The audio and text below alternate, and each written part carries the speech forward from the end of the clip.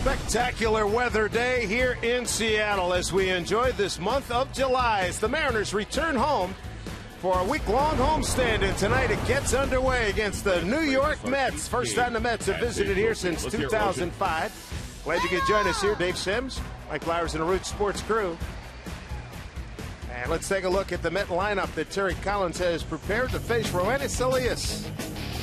Curtis Granderson going to lead things off, the former Yankee and Detroit Tiger leading off. Then it's Daniel Murphy. David Wright, the third baseman, Wright against left-handers this year, hitting .393, fourth best in the National League. Campbell, Duda, Darno, Young, Lagares, and Tejada rounding out the 9 for the Mets. Here we go. First pitch. Ball 1 to Curtis Granderson. The umpires for tonight's ball game. Veteran crew Doug Eddings behind home plate. Corey Blazer at first. Jim Joyce at second. And Marvin Hudson at third. Curtis Granderson, when he was with the New York Yankees, affectionately called by John Sterling, longtime voice of the Yankees, the Grandy Man. Good player. Great guy. Not a good guy, a great guy. There's a lot of charitable work, educational things back in his hometown of Chicago. 2 balls, 2 strikes. What should we look for Elias in terms of trying to turn his game around? I think it's just commanding his fastball. He has the great curveball. I think his changeup this year from the start of spring training to where he's at now has improved, but in his last 3 outings there's been some issues, and it's been his fastball, and that was a good fastball elevated to the top of the strike zone. But if he can get into a groove early throwing his fastball for strikes, the Mets have struggled offensively this year. I think that would certainly help him out. And we take a look at the numbers for Elias on the year. 7-8 record, ERA a 4.54, and again his last 3 outings really hurt his ERA. It's up just about a run. 96 strikeouts over 113 innings. Opponent's hitting .246 again, and he's given up 14 home runs again, falling behind hitters and then trying to get too much of the plate to throw strikes. So hopefully the rest has done him good, and he'll come out throwing strikes, and it looks like so far he's able to do it. All-star second baseman Daniel Murphy. 8th in road batting average in the National League and 4th in hits in the National League. Mets come into tonight's game 3rd place in the National League East, 8 games behind Washington and Atlanta. Nationals and the Braves still to come here at Safeco Field. 0-2 to the Murph. Terry Collins, skipper, 4th year. He's managed previously with the Astros 94-96, Anaheim 97-98, and he was a coach of the Pittsburgh Pirates in 92-93 when Lloyd McClendon was a player on that ball club. Here's a look at the East. The Nationals and the Braves, virtual tie. And we will see the Nationals at the end of August, and the Braves will see early in August. This one fouled back. A look at the Mets and their offensive profile. 12th in batting in the National League, 8th in runs, 13th in hits, 13th in homers, 5th in doubles, 4th in stolen bases, 8th in ERA, and in run scoring they're 8th at 3.97. Flip job down the line, fair ball. Ackley gets it back in quickly. Base hit for Daniel Murphy. It looked like it was a good pitch from Elias, but a lob shot out to left field. Ackley, the left fielder, not able to get to it. Take a look at the rest of the defense for the Mariners tonight. Again, Ackley in left field. Jones, the center fielder. Romero getting the start in right. Kyle Seager at third. Willie Bloomquist getting the start at shortstop against the left-hander. Cano and Smoke on the right side of the infield. And Mike Zunino will do the catching this evening.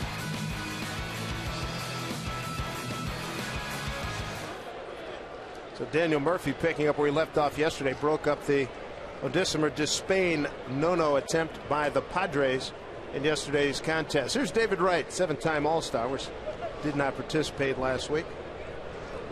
10th anniversary this evening of his breaking in to the major leagues. He did it at Shea Stadium against Montreal. Went 0 for 4, batting 7th in a 5-4 Met win. 4th captain in team history. Franchise leader in hits, runs, walks, RBIs, doubles, and game-winning RBIs.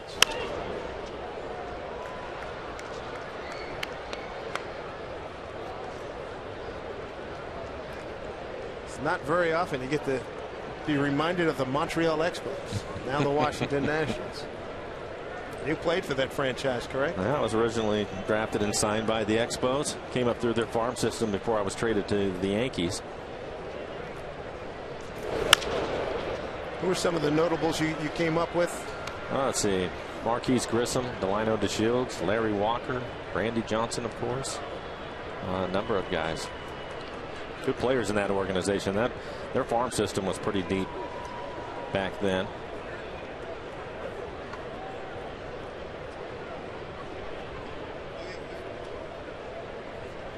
John Wetland was up there for a time. You missed him, right? Yep, I missed him. Strike 3 called on the Mets captain David Wright. 2 down. Well, so far a good sign for Elias. A couple of strikeouts, and he has come out using his fastball, which is good. His fastball has been 93 miles an hour, and this is a perfect pitch right on the inside corner and at the knees. And again, Zunino doing a good job framing that pitch, giving Doug Eddings, the home plate umpire, an opportunity to make the call for him. Well, one thing we know about Elias, he's as tough-minded as they come. As we look at Eric Campbell, young man played his college ball at Boston College. As tough-minded as they come, but he has been seeing more action and on pace to see more action than he's ever been. Well, he threw 130 innings last year, and he was at 113 at the break. So I have to believe that there had to be some fatigue, and that's why I think the time off would hopefully do some good for him. But they're going to have to watch him the rest of the way out. So far, 14 pitches, 11 strikes, a good sign for Elias, and he is using his fastball. That's a changeup in the dirt. But I just, your first time through it, whether you're a position player or a starting pitcher, it's tougher to pitch at this level, and I think it's more taxing. And you know, they probably felt he was going to be around 170, 75 innings this year, and he was well on his way to going past that. 10-game hitting streak for Campbell. 2 outs, man aboard, 1-1 count. You know, and we both certainly remember, but in April they needed some pitching to go deep into some ball games, and I think at times they left him out there for an extra inning because they just needed him to do that, and he did an excellent job for them, but eventually it caught up to him. And I'll be curious to see how he goes here in the second half, and how long they let him stay out there, where his pitch counts will be, and how many innings they'll let him pitch.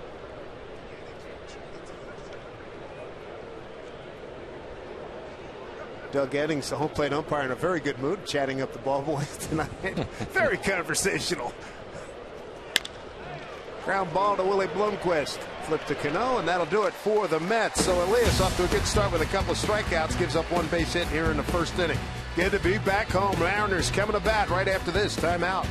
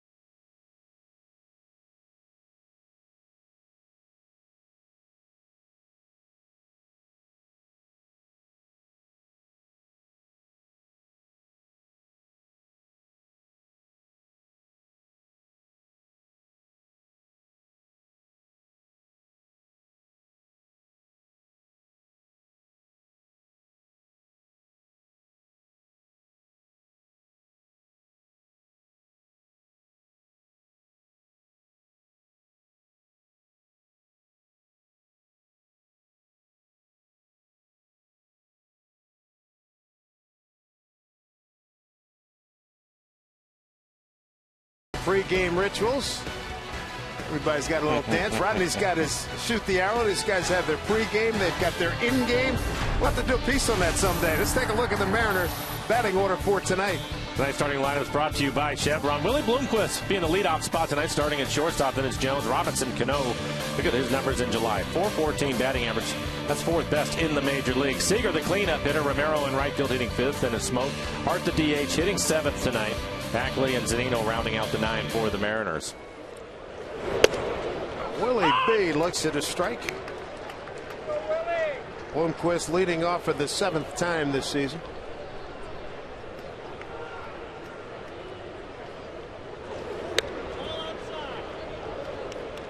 One. Again for Jonathan Neese, the starting pitcher for the Mets. Good cut fastball. He'll be 89, 91 miles an hour with it. Willie gets into one. Base hit left field. As Chris Young will get it back in. Good start for the Mariners. He will also use a curveball and a changeup, and a good start for the Mariners indeed, as Willie gets a leadoff base hit on the cutter. Didn't quite get it in on his hands, and Willie was able to get the barrel to it. Take a look at the numbers for Neese. He has pitched well. 5-4 record, but a 2.96 ERA. 74 strikeouts, only 28 walks on the year. Opponents hitting .250. He's given up 8 home runs. He's 27 years old, born in Lima, Ohio, lives in Defiance, Ohio. Here's Brooklyn-born James Jones playing against the New York Metropolitans, looking at strike one.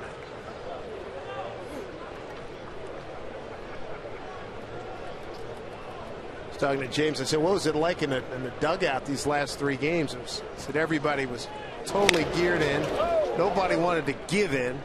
And it was a heck of a lot of fun being in 3 tight, taut games like that with the Angels. Mariners could have won all 3, could have lost all 3. I mean, it was that tight. And the separation is not very much between the 2 teams. And if you're Anaheim, if you're Oakland, not so much maybe Oakland, but Anaheim, you don't want to play the Mariners in a 1-game playoff. No, and I think it's a great point.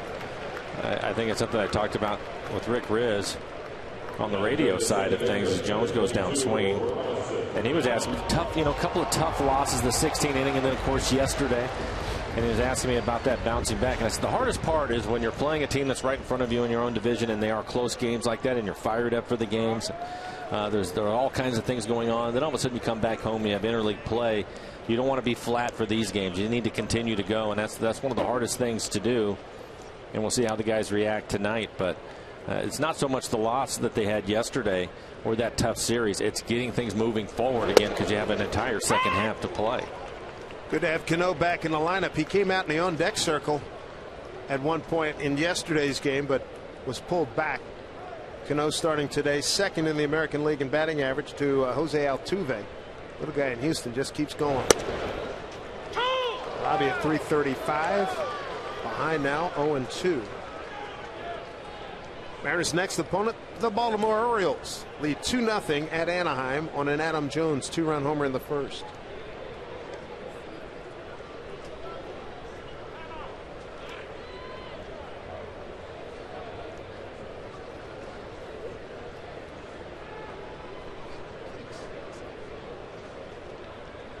There it goes. Swung on and missed. Bloomquist is in safely with his first stolen base of the season. 1 out of 2. Cano strikes out. 2 down.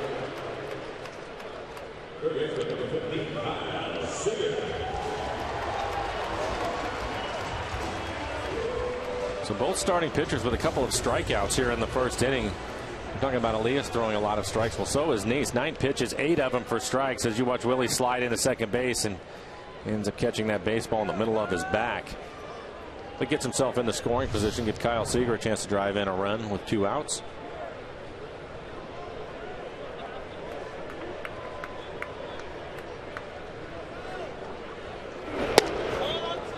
Ball 1 to Kyle. Juan Lagares, the center fielder.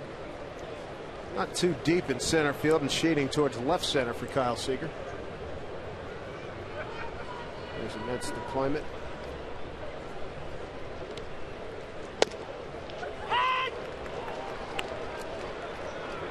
One.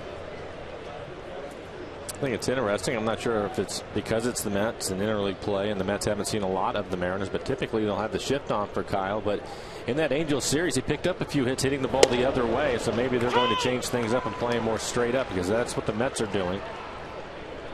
There's a look at the defense.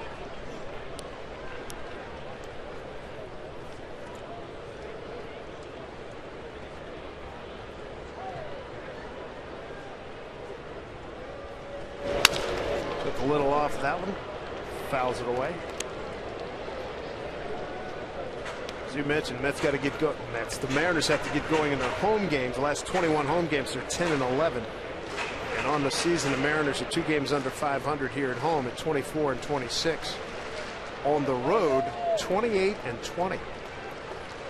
They've been able to get their home record back to 500 on a couple of different occasions, but trying to push it past that has been difficult. And you've heard Lloyd McClendon talk about it, and the players certainly are aware of it too. You'd like to make this a place where you feel like you can win a bunch more games and make it an advantage to you, but so far it's been a little bit of a struggle, and they have played well on the road. Up the middle, base hit. Blomquist coming around third, he'll score easily. Kyle Seager puts the Mariners in front 1-0 here on this 21st of July. And game 1 against the Mets for Kyle, his 65th RBI. Leader in that category as well as home runs. Well, one of the positives in the Angels series was that the Mariners did a really good job hitting with runners in scoring position, and Kyle picks up another RBI. 65 RBIs on the year now for Kyle, leading the club in that category. Leads the club in home runs also, but this solid base hit back up the middle. It looks like a cut fastball out over the plate.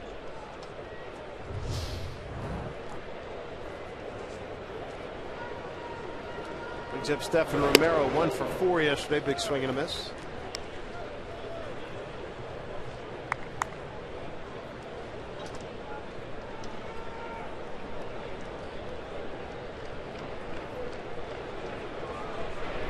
Romero trying to get over the 200 mark. Starts tonight at $1.91.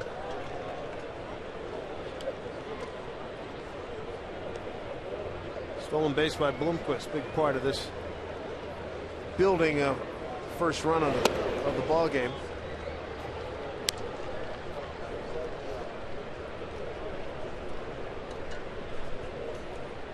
Romero called back from Tacoma during the All-Star break.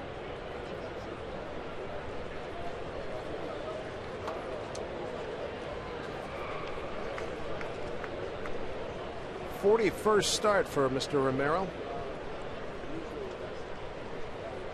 In right field for the 31st time as he fouls this one away. 1-2. And a look at the defense for the Mets. Young in left field, Lagares the center fielder, Granderson out in right. David Wright at third, Tejada the shortstop, Murphy and Campbell playing on the right side of the infield, and Darno will do the catching.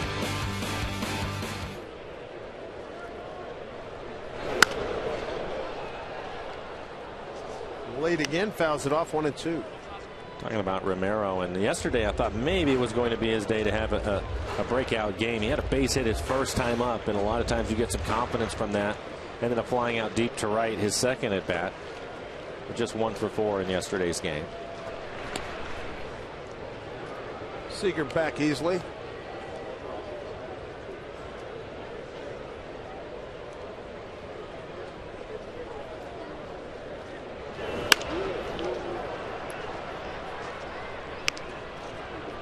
Continue to throw that pitch. Romero continues to foul off pitches, building up that pitch count. Throwing a lot of strikes, though. 20 pitches, 16 strikes for him.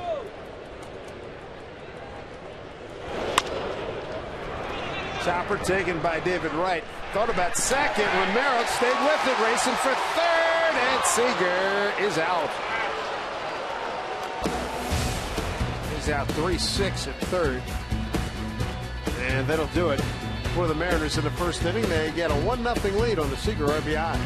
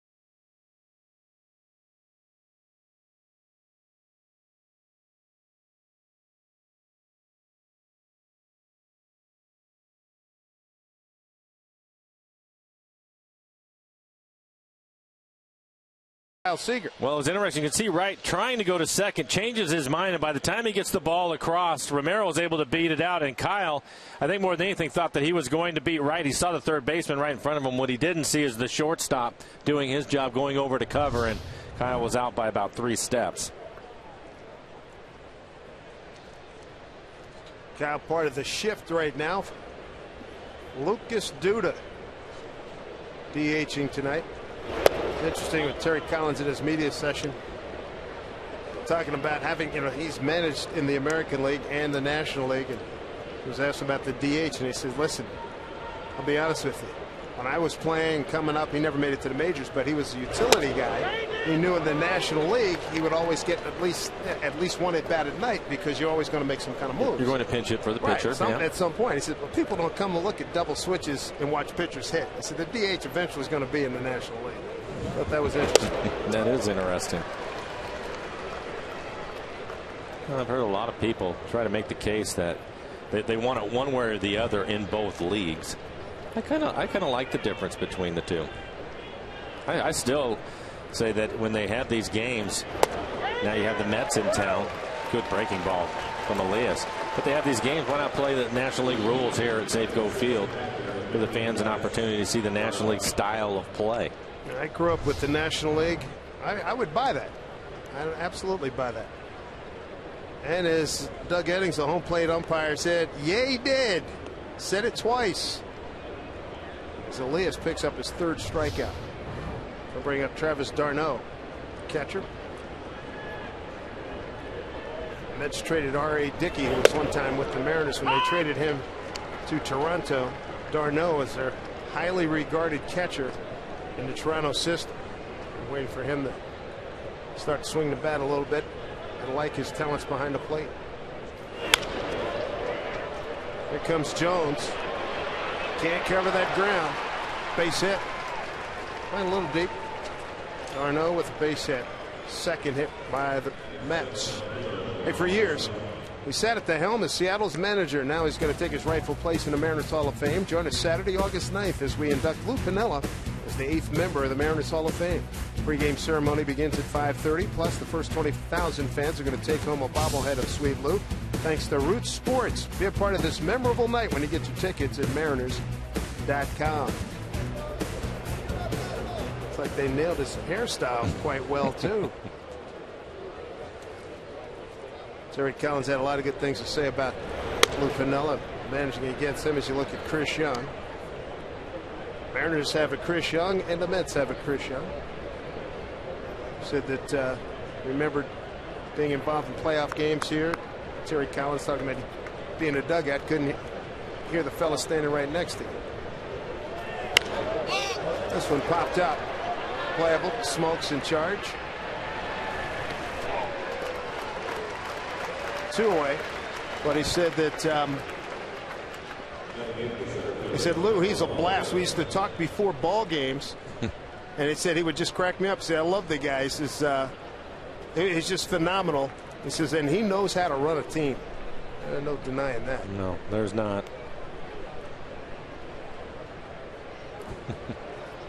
Talked to him before the game. He said, hey, we just crack him up. There's Juan Lagares. Good looking center fielder.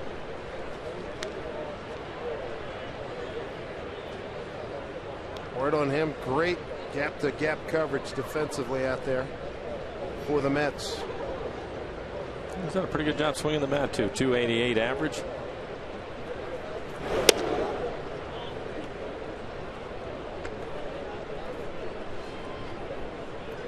Well, it will be great to have Lou back in town.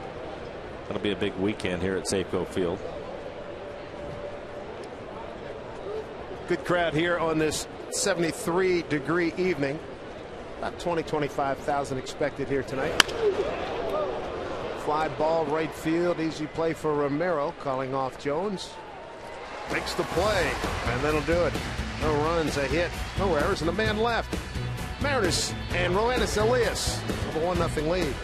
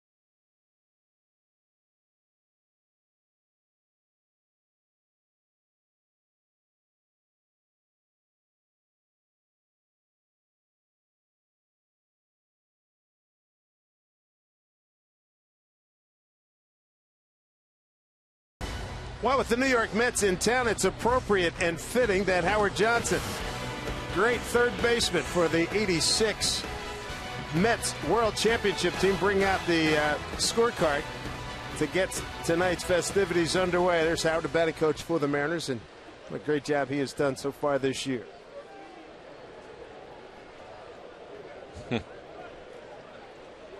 He was psyched to see former teammate Ron Darling up in the TV booth.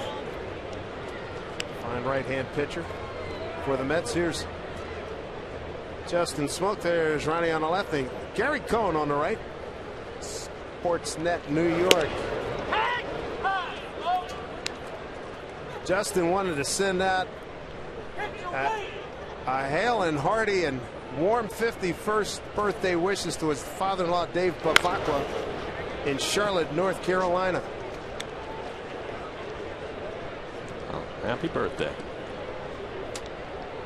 Thought it was interesting looking down in the dugout after the inning was over and the Mariners came back in the dugout.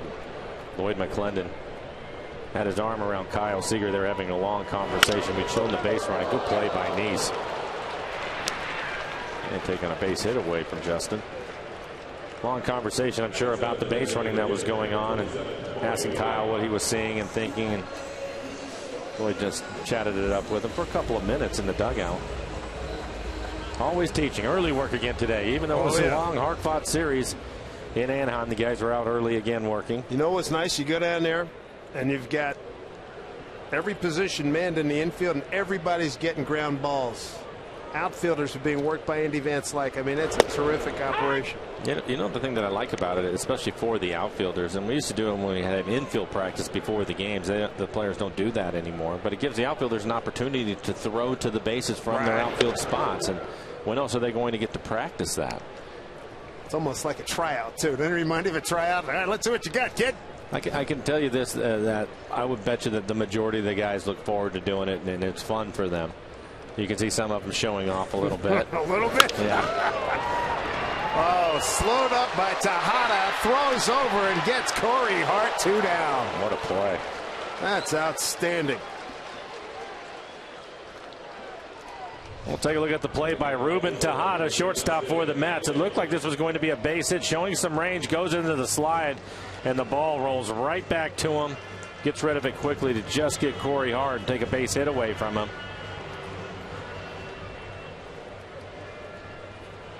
Thought maybe if he kept sliding that he wouldn't have a chance to throw out Corey, but again the ball rolled right to him. Strike one to Dustin Ackley. 232, 4 home runs and 30 runs batted in.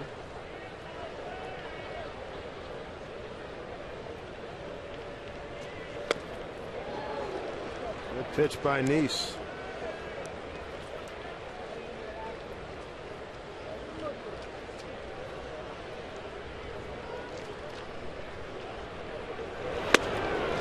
Neese, very effective in the upper 80s in those last 2 pitches to get a strikeout, his 3rd of the ball game.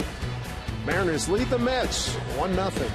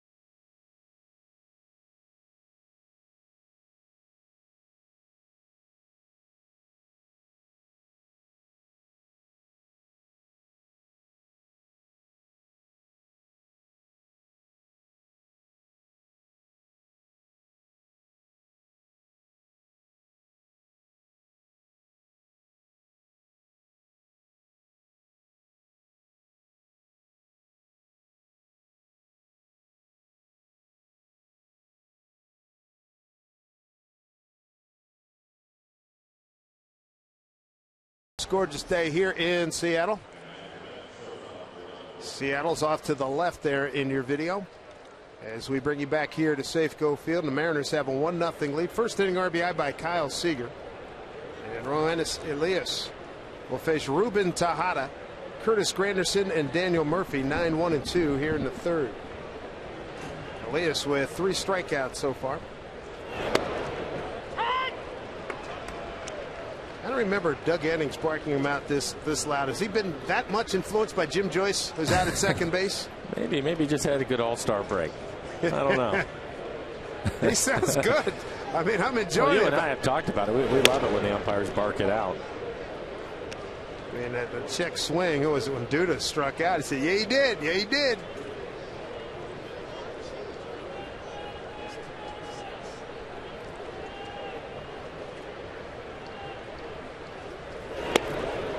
He looks sharp tonight.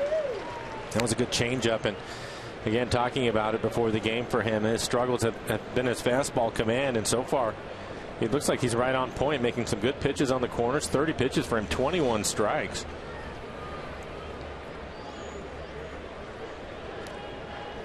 Two to Tejada, fouls it off.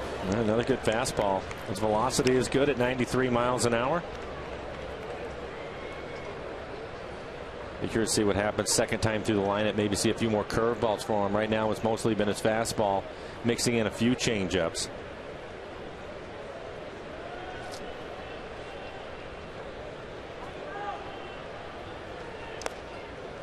Bounce up there. 2-2.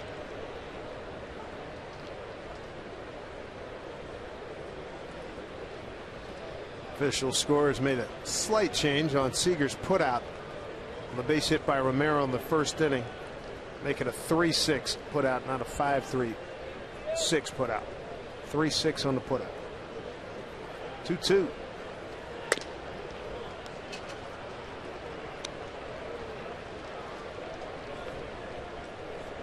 Curtis Granderson, the leadoff man, he's on deck.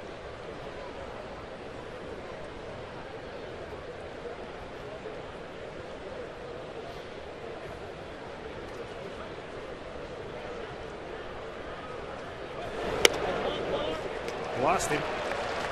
Base runner for the Mets, leading off the third inning. First walk in the ball game. It's now time for you to tweet your photos using the hashtag Mariners fan photo for a chance to have it shown later in the game. Brought to you by AT&T. A little bit surprised to see Elias throw a 3-2 changeup to the number 9 hitter. Ruben Tejada hitting .233 with just 2 home runs on the year. I thought he was going to challenge him, but that was a changeup off the plate away. Strike one to Granderson. Struck out in a 2-2 pitch. Lead off the ball game.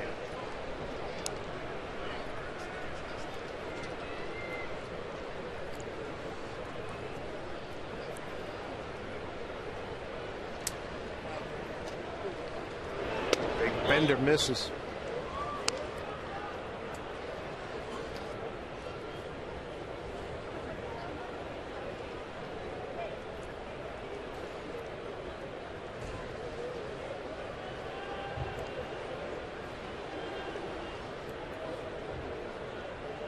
One pitch. And Zunino, quick throw down to second and dropped by Bloomquist. The advancement by Tejada. And a wild pitch. Wild pitch, and it looked like Mike Zunino was able to get to the ball quickly. I don't think Tejada took off right away. Mike doesn't know that. He thinks he did take off right away and maybe rushed the throw because it was on the right side of the bag. You can see Willie trying to make a quick pick to get the tag back in time. 2-1. Anderson, right field, backing up Romero on the track, makes the catch. Tagging is Tejada. He'll get the third. Anderson gave it a good ride. And now the Mets have the tying run at third base. Good play by Romero, getting back quickly. The ball was hit on a line. And right now the wild pitch could turn out to be a big play in the game. Tejada tagging up and moving on to third, just 1 out. Bring up Daniel Murphy, their second baseman, base hit the left on an 0-2 pitch, first time up. Mariners bring their infield in. 1-1. Elias so far has given up just the 2 hits. Both of them flares, including the one to Murphy. Dumped it down the left field line. Elias trying to end a personal 3-game losing streak. Lost to Minnesota, the White Sox, and Cleveland. Last victory for Roenis was back on 22nd of June. 6 2/3 innings work at Kansas City. Gave him back-to-back victories.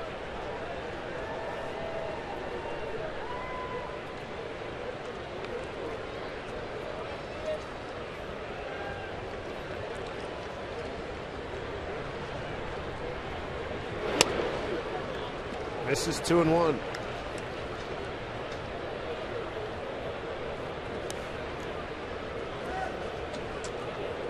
Lloyd McClendon's ball club playing a series of 1-run games in Anaheim. 12-16 in 1-run games. The Mets, they're 14-21. Those 1-run affairs. 2-1.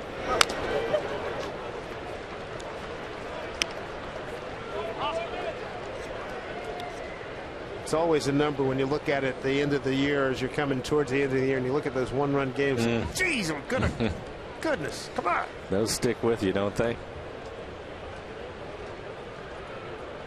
Yeah, you know, a play here, a base hit there, yeah, maybe changes your entire season around.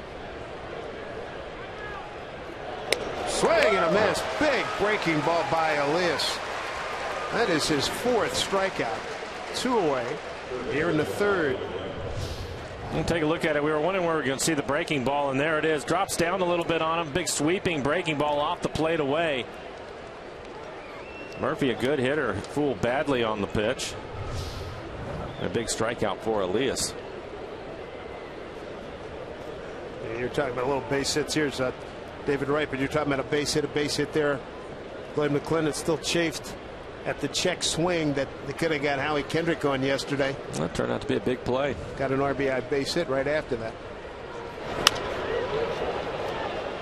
Well, I think it was Willie Bloomquist on second base, and a line drive right back up the middle that a pitcher makes a play on and is able to double Willie off. Nothing Willie can do about it, but 99 out of 100 times that ball is in center field for a base hit, and Willie scores on the play. And then the other one Lloyd was still chafed about was Kyle Seager.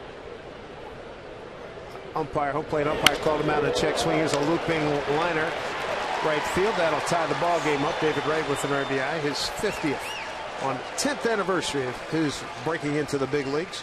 1-1 ball game. Come on, Ruby. Probably breaks his bat. It's in on his hands as he flares this into right field. So 3 base hits for the Mets. None of them have been hit hard. As you see this one, yeah, he breaks the bat. Down there on the trademark, and Wright will pick up a base hit and an RBI and tie this game up. Here's Eric Campbell. Lloyd still pretty hacked off in a check swing by Kyle Seager. Home plate umpire yesterday, was it Marquez? No, Paul Schreiber would not check down with Alfonso Marquez. Never even had a chance. That's something that you and I, we've had that conversation over the years. It's one of my pet peeves about the game. I just don't understand why you wouldn't do that and get the help. It takes about a second to point down there, and typically when you see the umpire at third base with the left-hander, which is Kyle, that's the only thing that he's doing is he's watching that play. That's all he has to do, so why not ask him for help? I think it's just so difficult for the home plate umpire to see it. Runner goes. Swung on, hit, foul down the third baseline.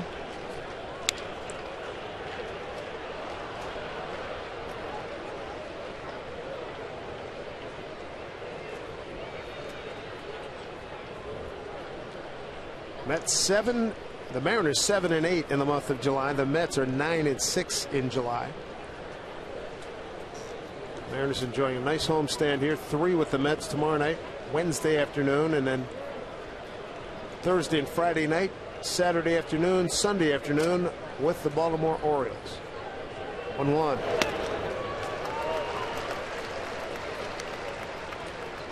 So Elias has Campbell 1-2. Chance to end it right here.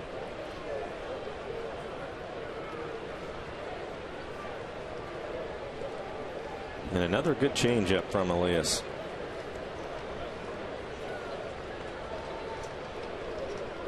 Up to this point, he's done a good job keeping that pitch down. The hit it is probably going to be on the ground.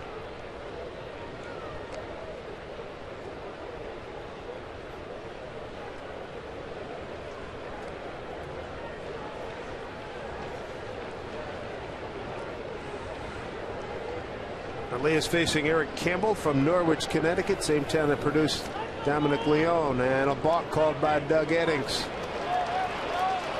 And that's a balk.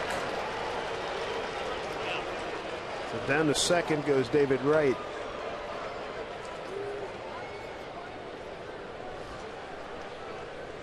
It's a fourth balk this season by Elias, most on the ball club. Let's see if we can find out what he did. I didn't see anything right away. Comes set, no problem there, and he's maybe stepped towards home too much. He crossed that line, and 1-2 now. Fouled off. Take another look at it. Well, it's not too bad. I think we've seen lefties get away with more than that. Thank you, paging Mr. Pettit.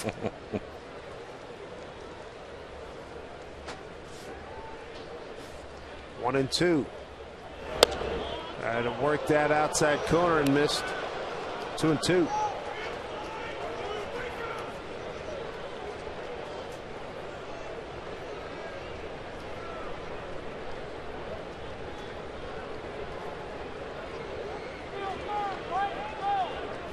Two balls, 2 strikes, and 2 outs with David Wright at second.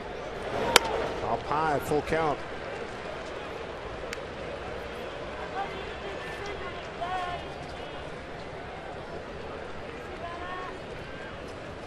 Elias trying to hold the Mets to 1 run here in the 3rd inning. Lucas Duda, the DH, is on deck.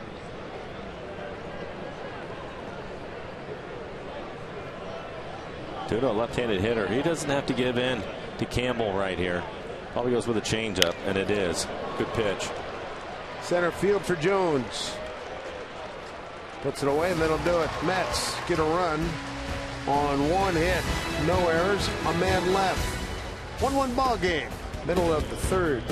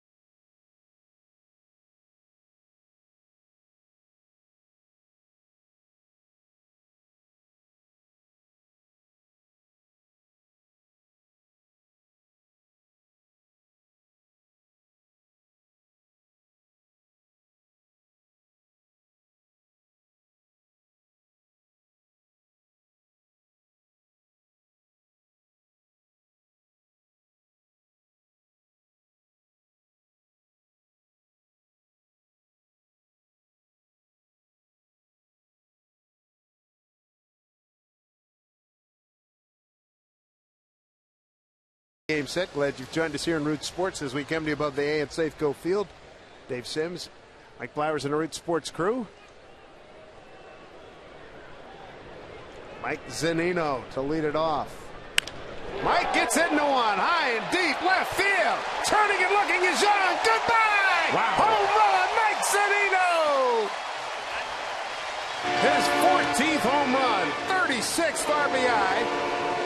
How about Mike breaking out again? He finished up with a double and an infield hit his last 2 times up yesterday as he broke an 0 for 25. So he's hot. He's 3 for his last 3. It's amazing what a base hit will do for your overall attitude and outlook on things. Trying to throw the cutter inside, didn't quite get it there. Belt high, and this goes into the upper deck.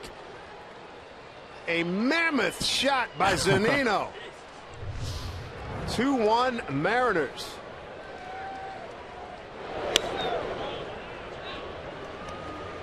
U.S. Bank, the guy with the red visor, he had it, lost it, he's still steamed.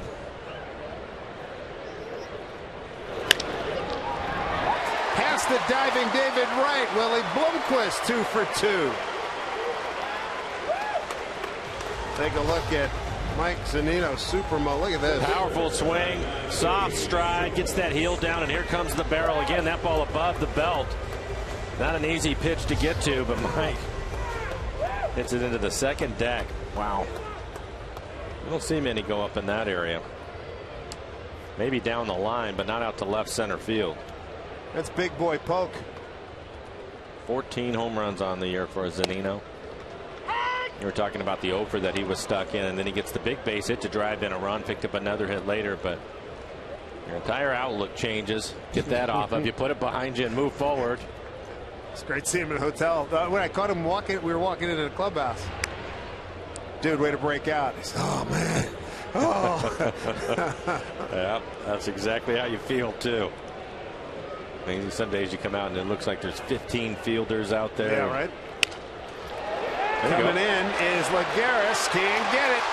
Looper pays off for Jonesy. 3rd straight hit for the Mariners here in the 3rd inning.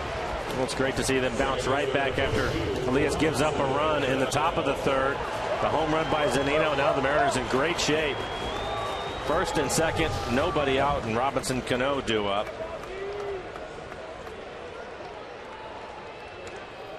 For Jones, he had an 8-game hitting streak snapped. Came into the game late. He was 0 for 1 yesterday, so he's starting a new hitting streak with that base hit. Cano struck out on an 0-2 pitch, first time up, ball 1. 415 feet, the estimated range on the Mike Zunino home run. It's 14th. Seager leads the club with 16. No takes a strike.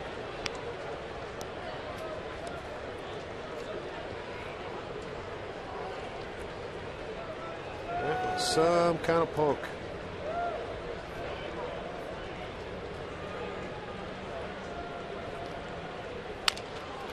Chapper charging his right.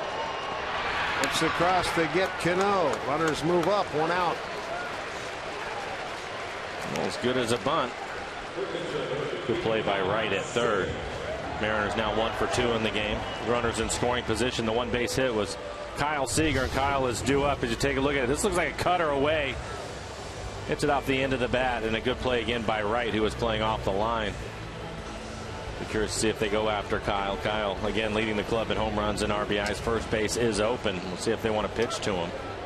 It is lefty on lefty. Right. Stephen Romero, right-hand hitter. He's on deck. Looks like they will. Kyle, again, picking up a base hit in the 1st inning to drive in the 1st run for the Mariners. Kyle trying to get that batting average over 280, 279 as he steps in right now.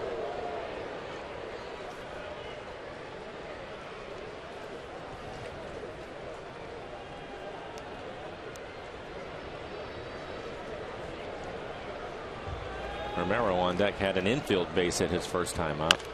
Took a lot off of that one. It goes foul. That would have been 2 runs for sure. Jones was 3/4 of the way to 3rd base.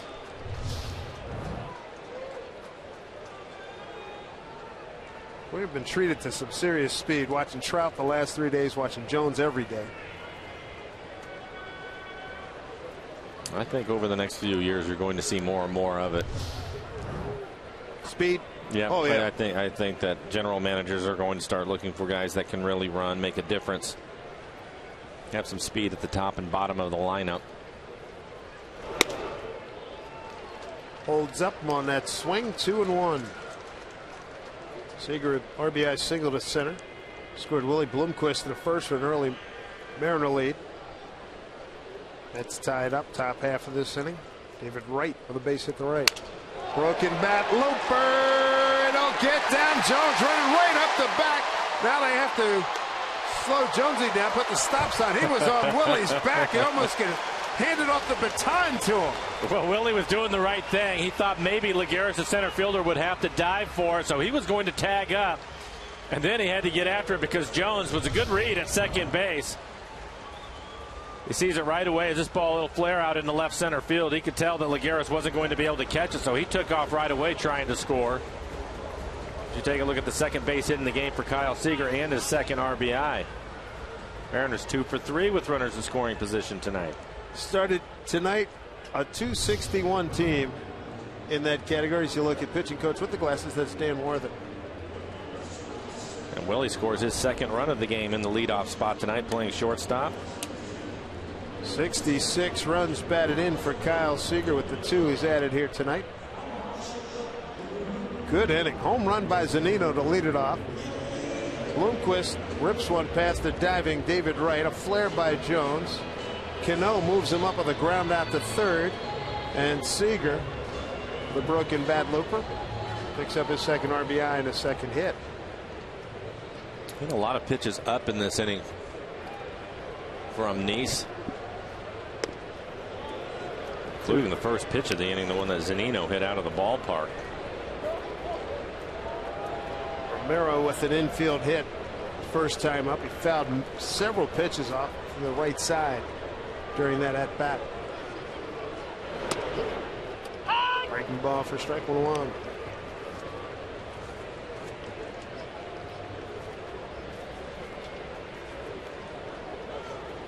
Lagares, the center fielder, shading towards right and shallow. Huge gap out in left center field. Way upstairs, 2-1. Now you can take a look at the defense for the match. You can see Lagares where he is playing.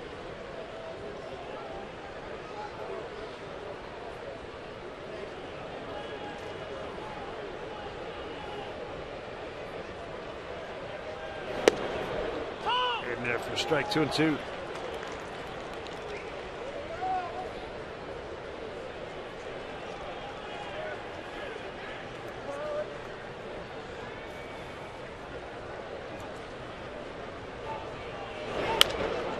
Foul.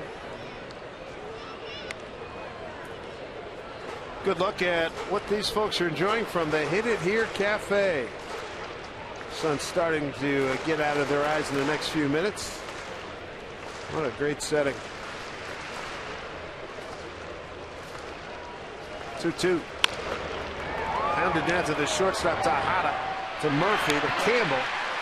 And they get the double play, but the Mariners do pick up a couple of runs. Zunino on the homer and Seager with an RBI single. And Zunino, he didn't cheat himself, did he? 415 feet upper tank, 3-1 Mariners.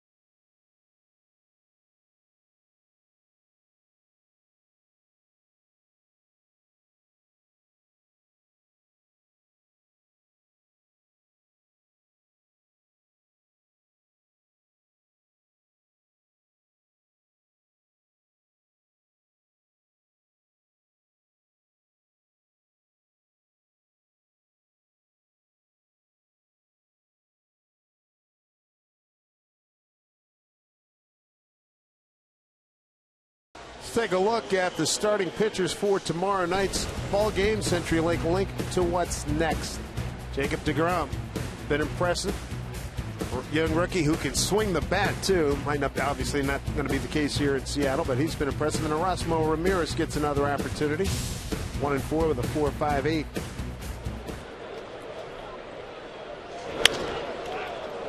High fly ball, right field.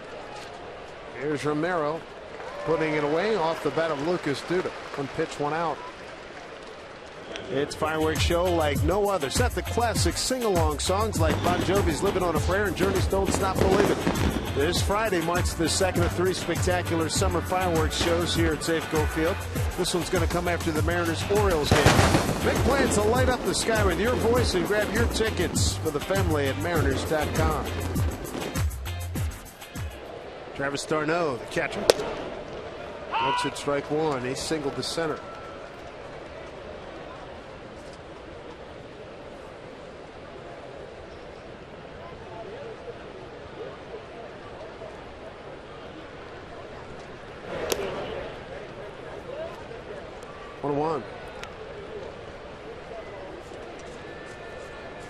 It's good to see Elias get a quick out. I'd like to have him keep his pitch count down and go as deep into this game as you can. Again, it was a tough series in Anaheim. The bullpen, after getting a lot of rest during the break, they were used up. 16 innings, 12 innings, and then, of course, the 9-inning game yesterday.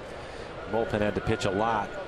They pitched extremely well, but there's some tired arms out there, so hopefully Elias can get deep.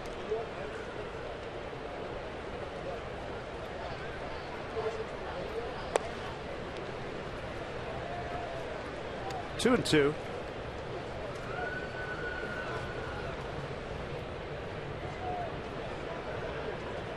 Should it come to it, Manny Farquhar will do the closing tonight. No Fernando Rodney this evening.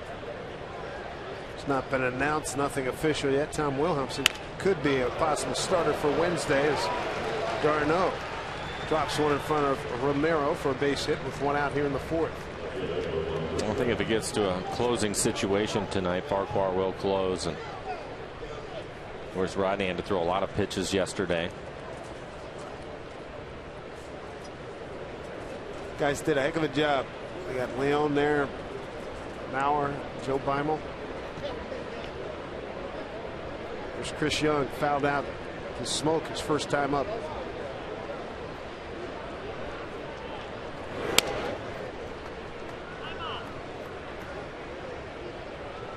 Elias over his last 3 starts has thrown 87, 83, and 52 pitches. Well, 52 pitches a couple of pitches ago.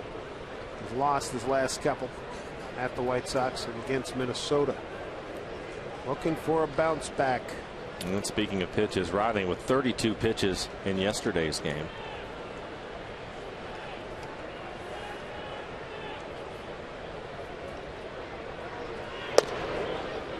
He had also pitched the night before. He's trying to get a 5-out save yesterday. Had a 4-out save earlier this year. Lloyd was asked about the whole arrow thing. He says, "What, are you kidding me?" He says, "You have the best player, arguably the best player in baseball, leading off, and a Hall of Famer behind him. That's what happened." The arrow stuff. Come on, get out of here. So it's part of the entertainment business for crying out loud. We talk about it all the time. Leadoff walks will hurt you, especially when that leadoff walk comes to Mike Trout with his speed. Plus speed. Right. Still blown away. You know, the head first slide, get up, and then stumbles coming around the third, scored easily. I mean, that was crazy. 4-pitch walk, 2 on, 1 out. Second walk issued. And Rick Waits will come out of the dugout quickly. All those fastballs up and away. Typically that front shoulder will fly open on the pitcher when you see that happening. And Zunino, he made a trip out to the mound, but Elias didn't make the adjustment. So now it'll be Rick Waits try to get him back in line. He'd been throwing the ball extremely well with the last couple of innings, struggling a little bit. Going back to your point about leadoff walks, Frankie Frisch obviously years ago, "Oh, those bases on balls will kill you." How about 38% of leadoff walks and singles come around to score? I bet that number goes up when Mike Trout again is the one that's getting the leadoff walk. Well, It's been that way for a long time in baseball. Everybody's aware of it. Rodney certainly wasn't trying to walk, but you also, that's the difficult thing when you have a player of Trout. And you and I talked about it a couple of times during the series, is with the way that he's swinging the bat, he's just tough. You know, you can't walk him, but you don't want to give him a good pitch to hit either, because he can hit it out of the ballpark. He's just tough to deal with, and that's why he's one of the best players in the game. He's fourth in batting. Top 10 and 12 offensive categories. He's pretty good. Juan Lagares, 0-1 to him, flat out the right. 2-on for the Mets. Mariners a double play depth. And him reaching 0-2. Good changeup again, well located down. That's the big key.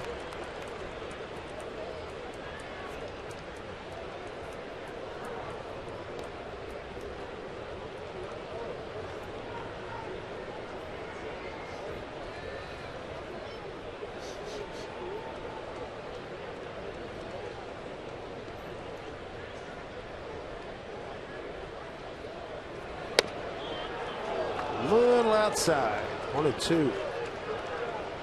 Rick Waite's the pitching coach. Loved the way Elias got out of the gate. Actually, the way he impressed everybody in spring training and then carried it right into the regular season. He's had some really good moments.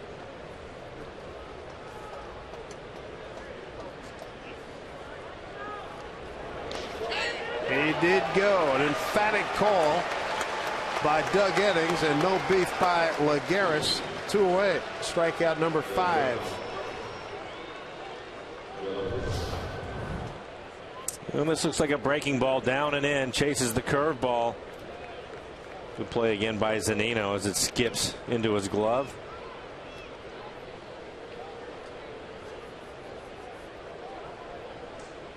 You see Mike blocking that pitch, and big reason why. 1-2 count. That's where Mike wants him to throw that pitch, and or at least have the confidence to throw it and let Mike do his job behind the plate, and that is to keep the ball in front of him. When a pitcher has that confidence, they typically will make better pitches, and that's a good fastball in the outside corner. Trying to get out of a 2-out, 2-on jam here, facing Ruben Tejada, the 9-hole hitting shortstop.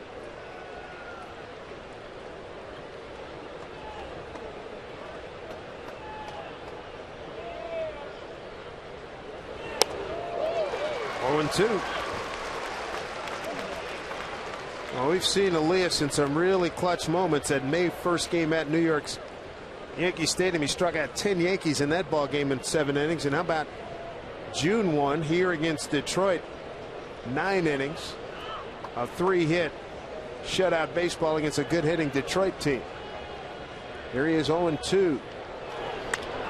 Popped up, playable. Smoke's got plenty of room. Elias pitches his way out of trouble. No runs, 1 hit, no errors, 2 left by the Mets. Mariners lead 3-1.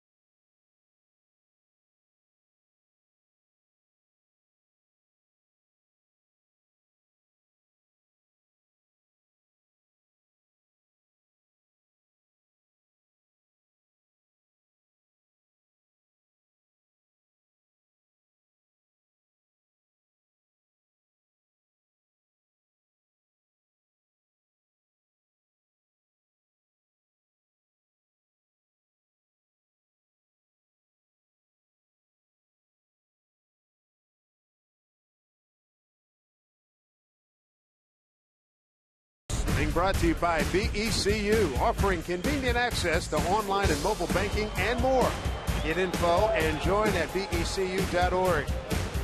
By CenturyLink, your link to what's next. By BNSF Railway, sponsor of the BNSF Blast. And by Jack in the Box. Head to Jack in the Box in the new Jalapeno Ranch or Barbecue Ultimate Cheeseburgers at participating restaurants. View from Mount Si, isn't it just gorgeous? Get the hiking in. Good workout for you. Smoke. Grounds one down to David Wright. One down.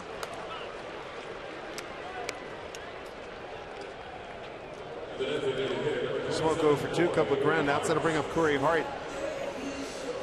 Nice play by the shortstop Tejada to throw him out.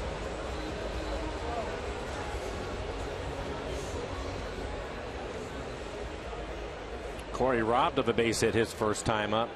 Hit the ball hard back up the middle. Tejada with a great play.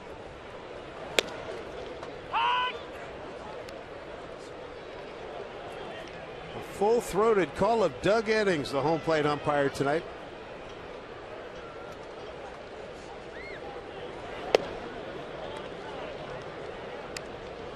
One.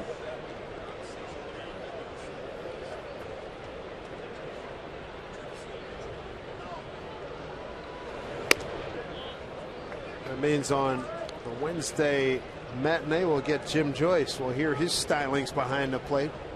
There's another good one. Is a good one. Off the end of the bat.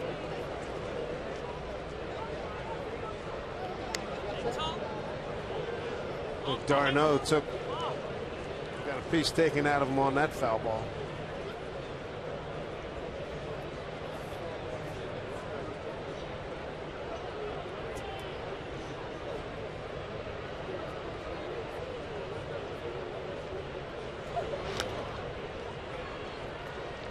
A full count to Corey Hart. Dustin Ackley's on deck.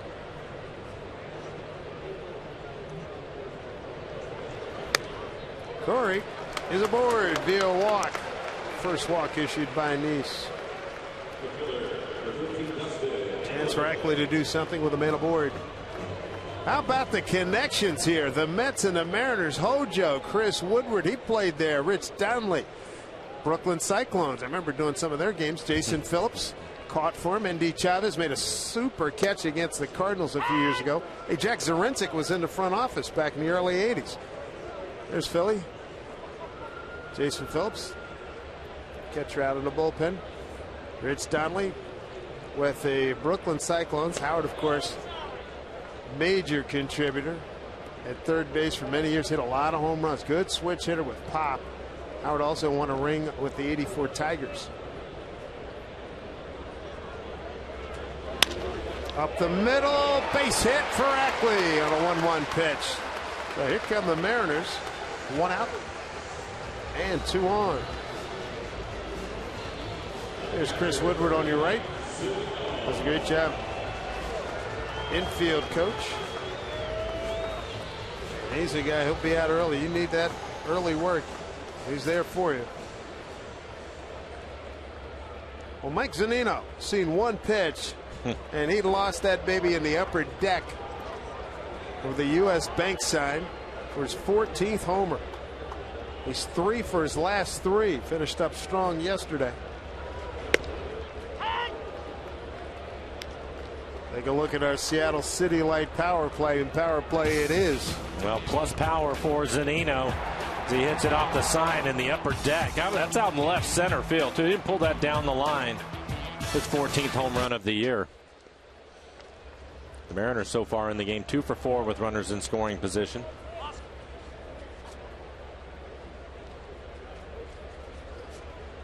Kyle Seager with both of those hits.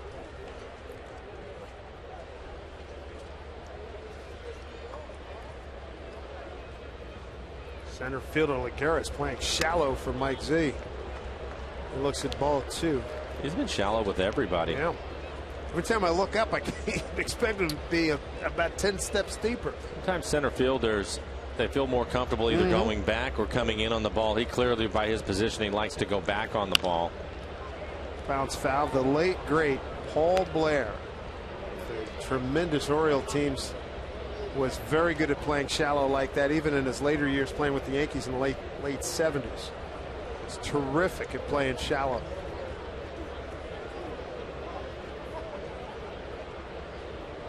There's a lot of nerve and a lot of moxie that goes into something like that. You better have some speed too. Man. But if you can do it and you're comfortable with it, it's a big advantage. You can take away some hits. Mike gets caught looking. Strikeout number 4 for Nice. 2 down here in the 4th. Top of the order, and Willie Bloomquist has got a 2-for-2 day, a 2-run scored, and a stolen base.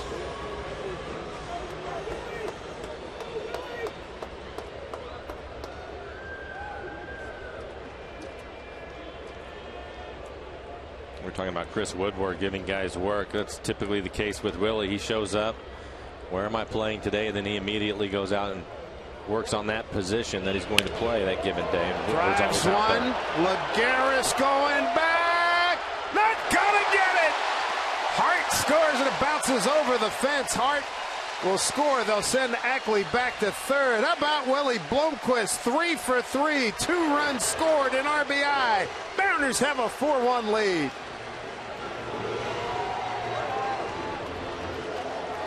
Mariners now 3 for 6 with runners in scoring position, and Willie gives this a good ride. We were just talking about Lagares and how shallow he plays. Not able to get back in time in this as it bounces off the warning track, goes over the fence. That's an unfortunate break for the Mariners. Ackley would have scored from first, so he'll have to go back to third.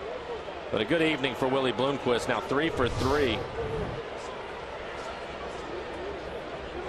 Chance for Jones to pick up a couple. Up the middle. Tejada with the play to get him. It'll do it. Willie Bloomquist helps extend the Mariner lead to 4-1. That's his 6th double and his 13th RBI.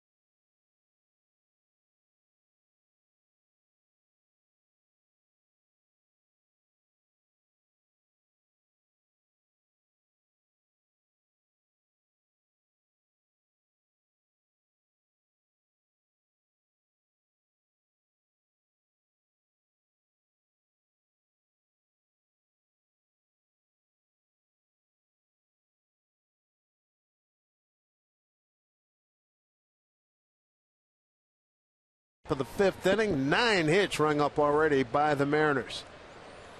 Beneficiary is Roanis Elias on the mound here, trying to end a 3-game personal losing streak. He's got Curtis Granderson looking at a strike. Curtis took Romero to the track in deep right field. His last time up, he's also struck out. The breaking ball 0-2. 5 strikeouts, 2 walks by Elias so far this evening. Strike 3. Six strikeouts, 1 down. That's a good pitch. A good curveball from Elias. Freezes Granderson. Right at the top of the strike zone. Granderson, I think, thought that ball was high, but it was a good pitch.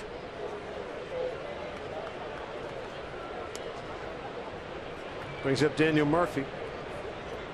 1 for 2 with a single to left. First inning. Coming out pounding some strikes here, Roenis Elias. If he can come back and get a victory tonight, get his record back to 500 at 8-8. Cano glides over to his left, 2 away.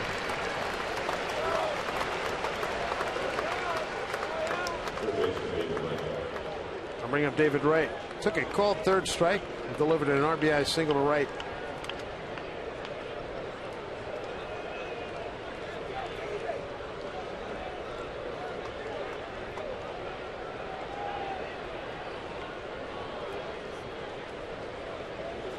Derek Collins, a lot of great things to say about his captain. Happy anniversary. Indeed, broke in against Montreal at Chase Stadium 10 years ago this evening.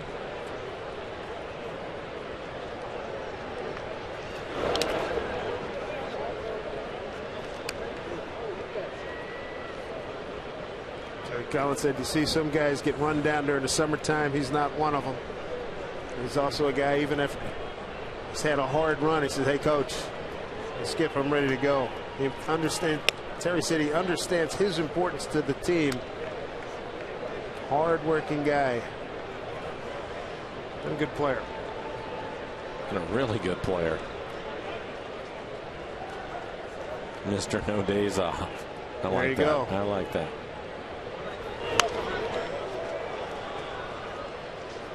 Two balls, 1 strike.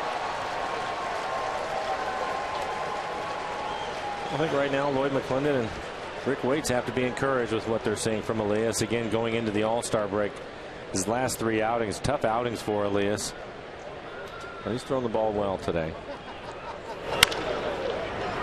Gets it by a diving Seager, base hit. Second hit for Wright.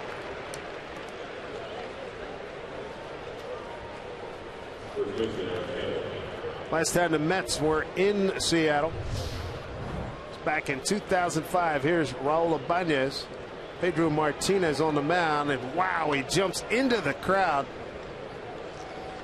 and makes the play. That is something. Whew. Good way to get hurt.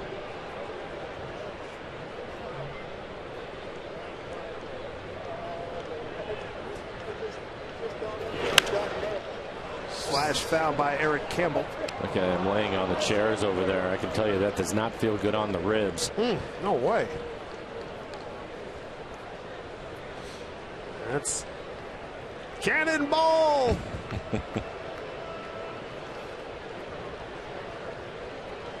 At least he didn't face plant like Jeter did. It was close. Pitch hung there, fouled away, 0-2.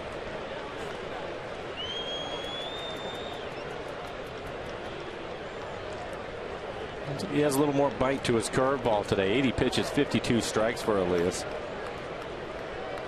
I think the time off did him some good. Looks a lot better. Not much of a lead by Wright at first. 0-2 pitch. Bounced up there, smothered by Zunino. 1-2.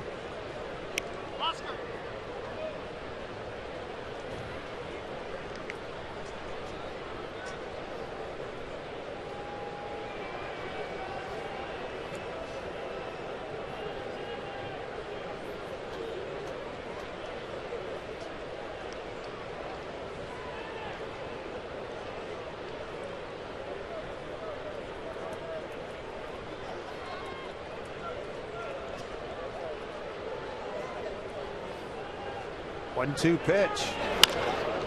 Foul. Mariner RBIs tonight. Seager's got 2 on a couple of singles. Mike Zunino with a long home run, and Willie Bloomquist. How about Willie enjoying a 3-for-3 night? Scored twice, got a stolen base, and drove in a run in the 4th inning. Getting to start tonight at shortstop.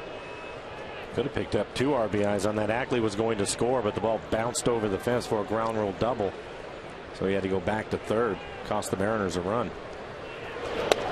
Breaking ball, did he go? Did not, as they check with Corey Blazer. 2-2. Good bluff at first by base runner David Wright. Well, you can decide on this check swing. It's a breaking ball down, and I think he's okay. Campbell 0 for 2.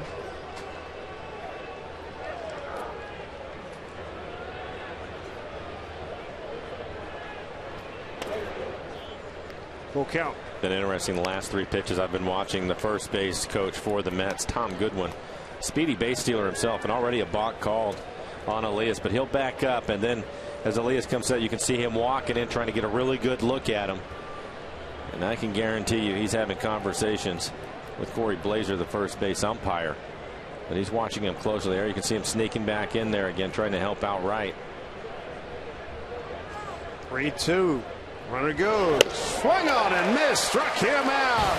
Strikeout number 7 for Elias. He's through 5, and he's got a 4-1 lead.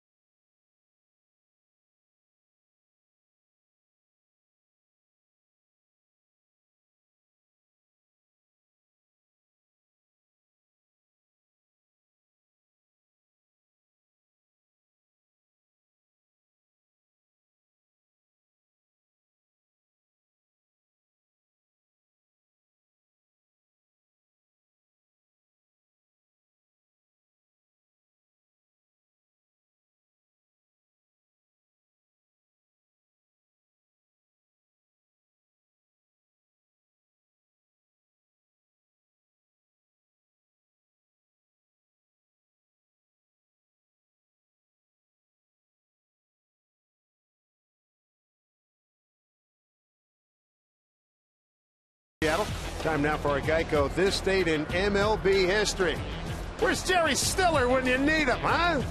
The Mariners trade Ken Phelps to the Yankees for Jay Buhner and Ricky Balaban and Troy Everett. One of the great scenes in American comedy history. I want to ask you just one thing. Why'd you trade Buhner?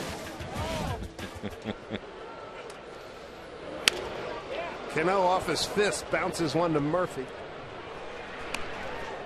1 away. I saw that this afternoon. They were talking about that. They ran that clip on TV. You laugh every time. It's spot on every time, yeah. Jerry Stiller is one of the funniest guys ever. And that was a great scene. Yeah, it was a great trade for the Mariners, too.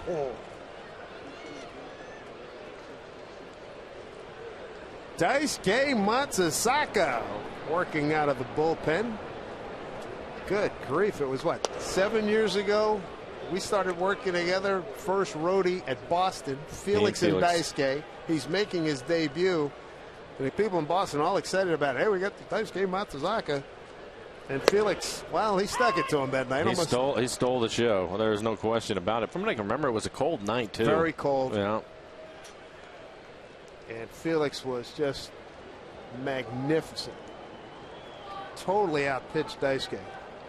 Daisuke's ground ball backhanded nicely by Campbell, to take it himself. 2 away. Campbell did a good job at first to pick up knees. He was spectating a little bit, didn't get off the mound right away.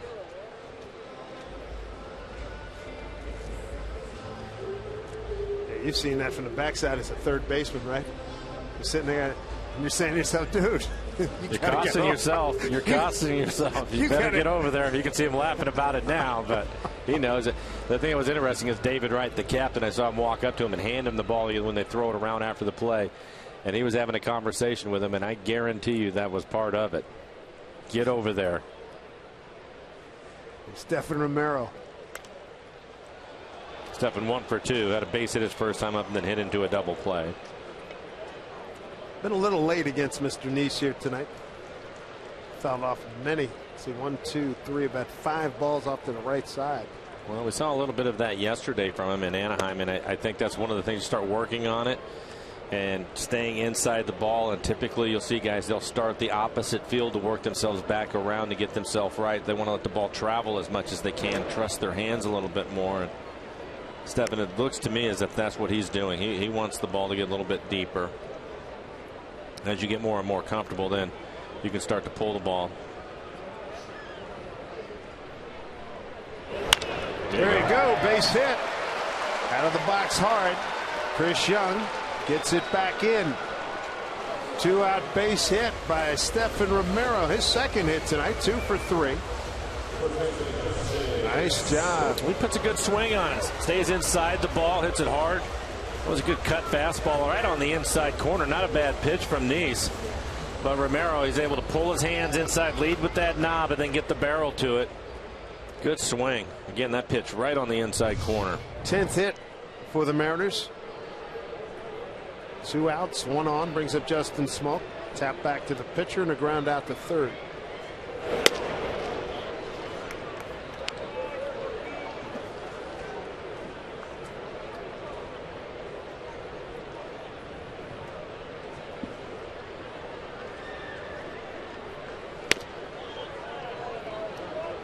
I could give his father-in-law Dave Bavacqua a heck of a birthday present. We'll lose one out there in left field somewhere. Why not? Hit one off the scoreboard.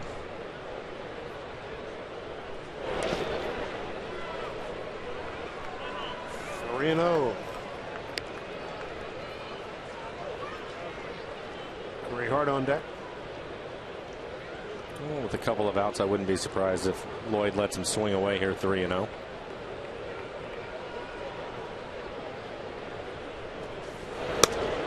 Four-pitch walk. Second walk issued by Neese. And another trip out to the mound. Dan Worthen, the pitching coach for the Mets. This copyrighted telecast is presented by authority of the Seattle Mariners and may not be reproduced or retransmitted in any form. And the accounts and descriptions of this game may not be disseminated without the express written consent of the Seattle Mariners. Some action with 2 outs. For the Mariners, runners at first and second.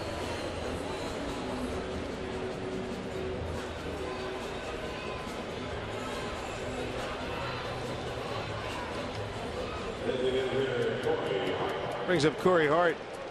0 for 1 with a walk and a run scored.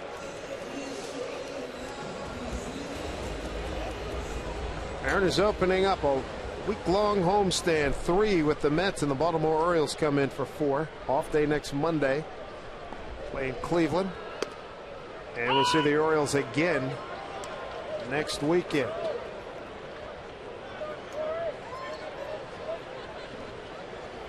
On 1 to Hart.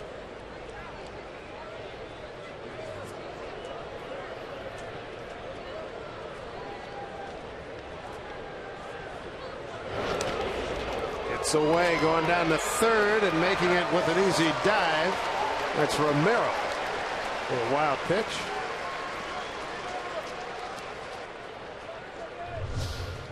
Breaking ball in the dirt. And Romero at second base had a great angle on it. Was able to get a good jump right away, even though Arnaud was able to get to it quickly. Moves up. The Mariners so far 3 for 7 with runners in scoring position tonight.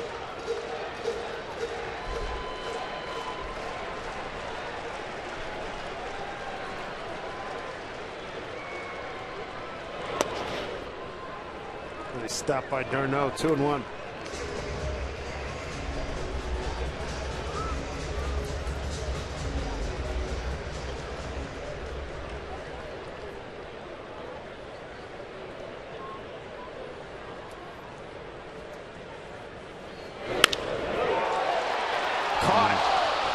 by Tejada. Second time he's taken away a potential hit away from Corey Hart. Mariners strand 2. 5 in the books here at Safeco Field. Nice play by Tejada at shortstop. Mariners have the lead at 4-1.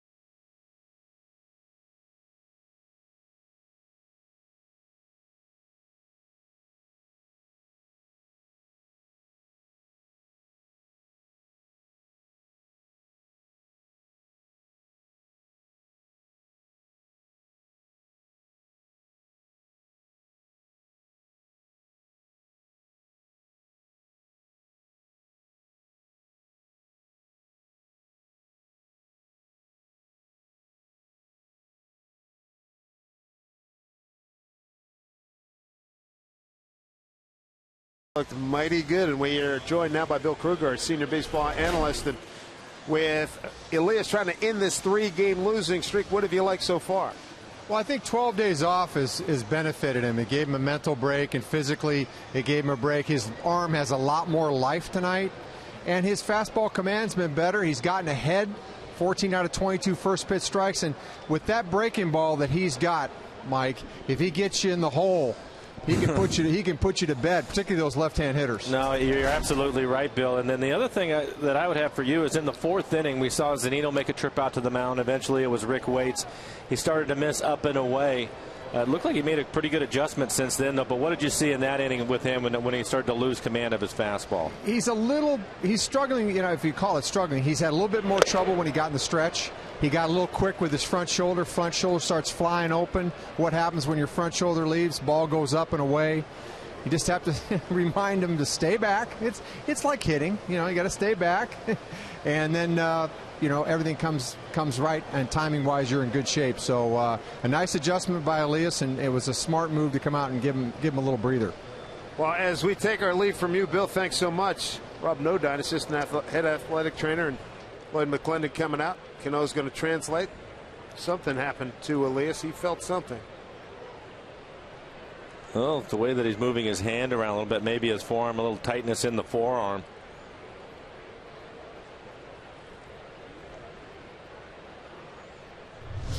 We'll take a look at it. He's at 87 pitches now, and see if his reaction is after he throws the pitch.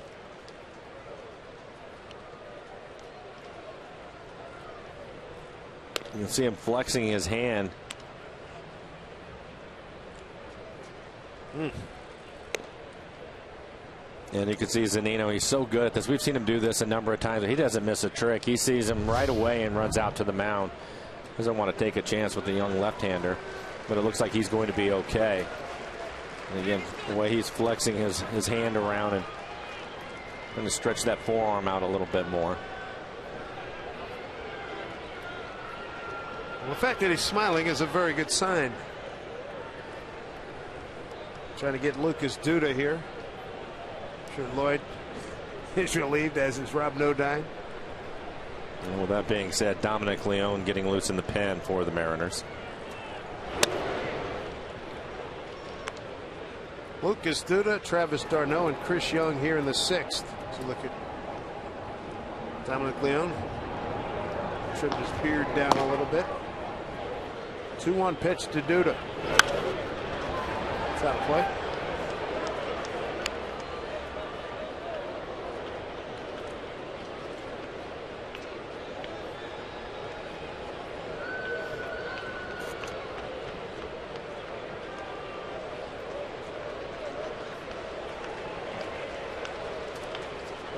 2-2.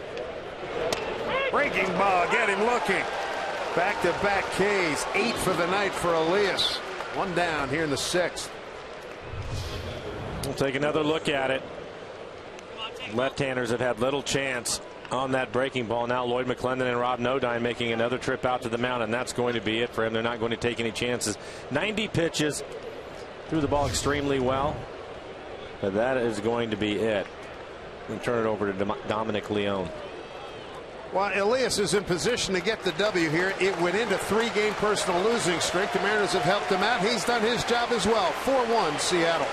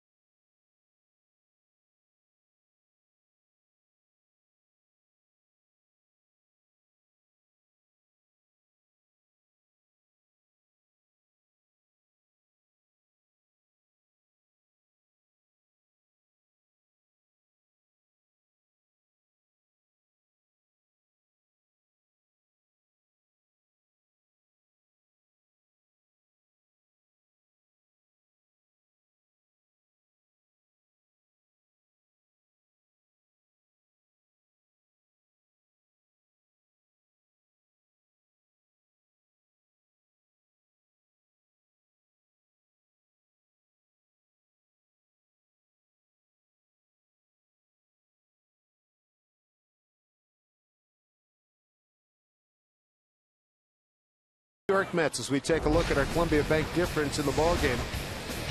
Oenis Elias, what a nice bounce back. Well, he has to feel pretty good about his outing today. It didn't look like the injury was going to be anything serious for him, but threw the ball exceptionally well. There's the great curveball. And to get to that pitch, a big key is he has to be able to get ahead and command his fastball. He was able to do that. That's something we have been talking about in the pregame show today, but just a good outing. He has to feel good about it. Sure, a little bit disappointed he had to leave after 90 pitches, but Lloyd McClendon telling him that's going to be enough. 8 strikeouts, 3 looking against just 2 walks. He went 5 1/3, 5 hits, 1 run. It was earned, 2 walks, 8 strikeouts for him in 5 1/3 through 90 pitches, 57 of those for strikes. So strong outing for Elias. Dominic Leone will take over. Best bullpen in the American League being put to work here in the 6th. Travis d'Arnaud, a couple of hits, one to center, one to right. And for Leone, 2.20 ERA, 46 strikeouts in 41 innings. Good number for him right there. Opponent's hitting just 224. Good fastball. He'll be 95 miles an hour with a hard breaking ball. And I think right now Lloyd McClendon would like for him to clean this inning up and maybe even have him pitch the 7th if he can. Again, the bullpen had to do a lot of work over the weekend in Anaheim.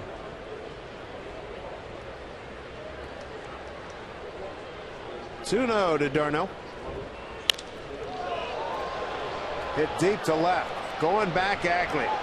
Got some room. Did he jump? Did he get it?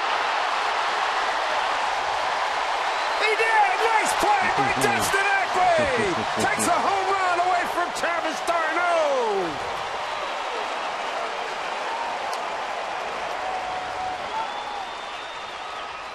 What a good play by Dustin Ackley. Does a good job getting back by the fence. Times his jump, but more importantly, you can see himself giving himself just enough room. So many times outfielders will get too close to the wall, catch that padding, and it won't let him get up as high as they can. And that is up over, and he brings it back. What a great play. Wow. A lot of give on that glove. That'll be on a lot of highlights tonight. Another look as he comes up over the fence. Oh, man. What a catch. 2 away.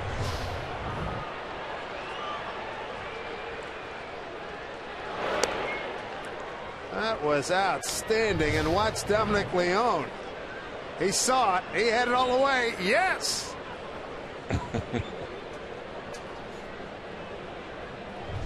Shift on against Chris Young.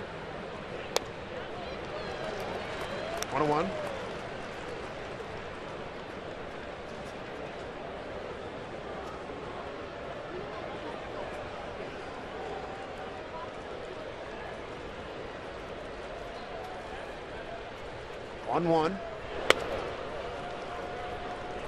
This is ball 2.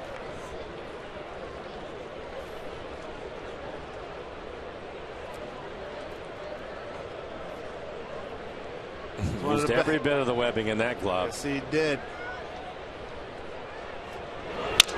Broken bat, base hit the other way. Beats the shift.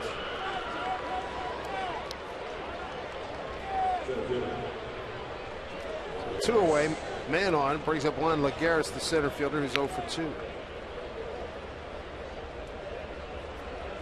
Chris Young, boy, he'd take a lot of heat in New York. They paid big dollars for him, and we had seen him last year in Oakland. And Chris starting tonight hitting at an even 200. Just 8 homers and 27 runs batted in.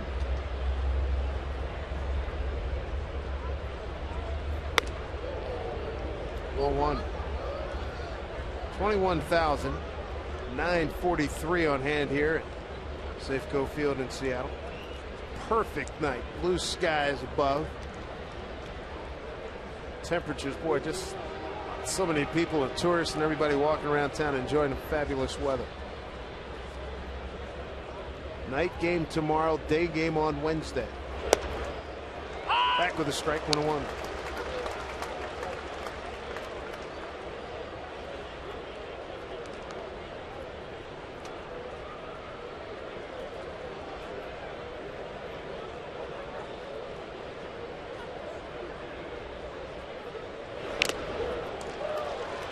Foul back.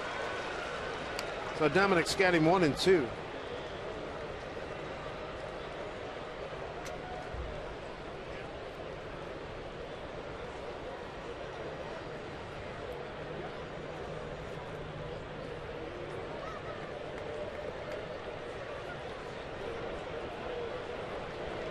Leone trying to end it right here. 2 outs, men aboard. 1-2 pitch. Bounce to Cano. Easy hop. Throws him out. Highlight of the inning. Dustin Ackley with one of the better catches you ever want to see. This ball was out of here, and he brought it back. Mariners with the lead at 4-1 over the Mets, and an appreciative bunch of teammates greeting Ackley in the dugout.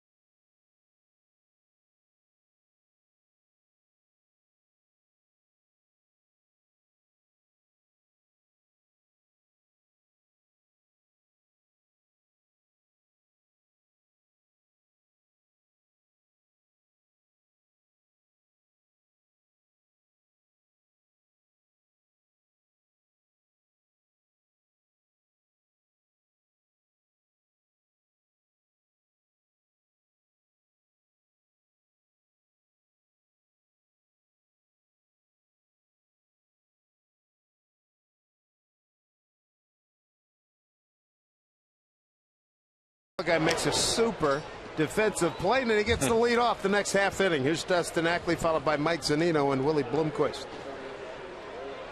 Well, he was able to rob d'Arnaud, and I saw him when he went to home plate. They were having a conversation. I'm sure d'Arnaud, the one that wasn't impressed with the catch, cost him a home run.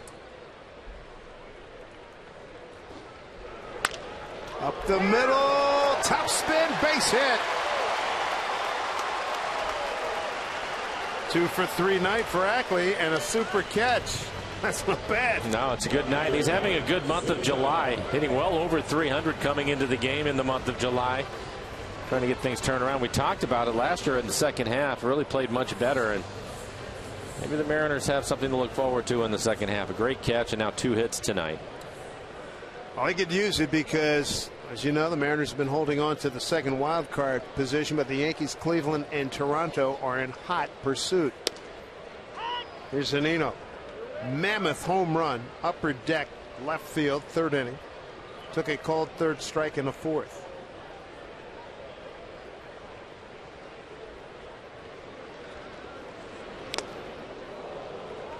Oh, and 2. Reports we get from downstairs, Elias had to leave the game cramping in that left forearm.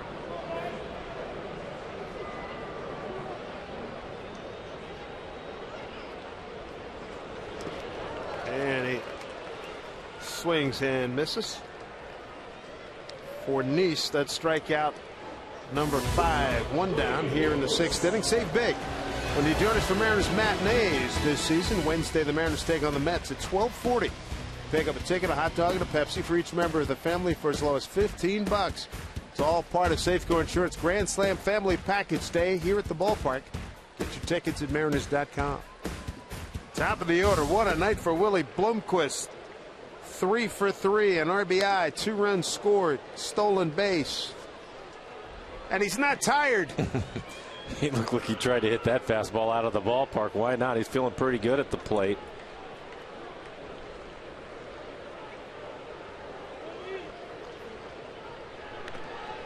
Brad Miller getting the night off, and Willie against the left-hander, playing short and leading off, and has done a great job. A little bit of everything. Stolen bases, scored a couple of runs. Charlie Furbush heating up.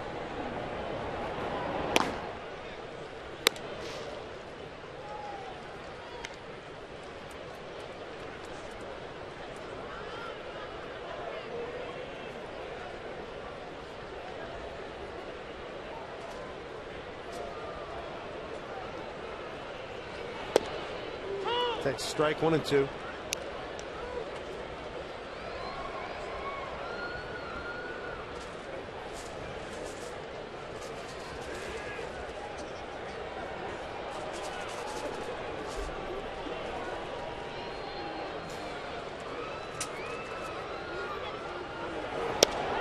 Strike 3 called. Willie's gone.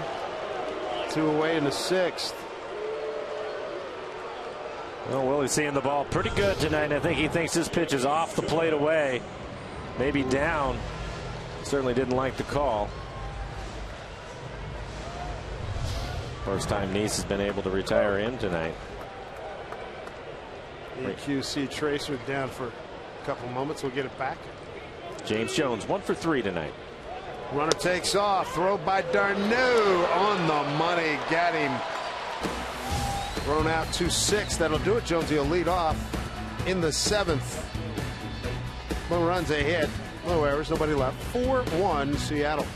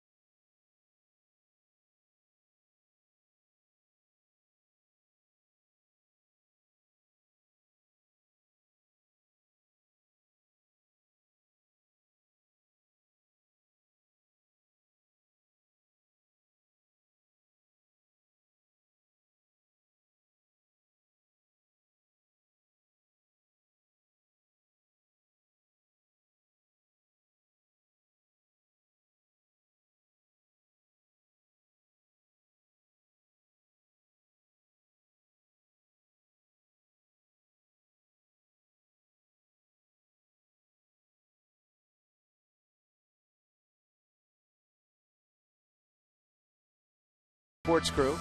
4-1 lead as we check out the Mariners calendar, brought to you by Sleep Country USA. Well, we're going to get kind of familiar with the Baltimore folks, aren't we? 7 games against that crew after we finish 2 with the Mets. Go to Cleveland for 3.5, 4 days.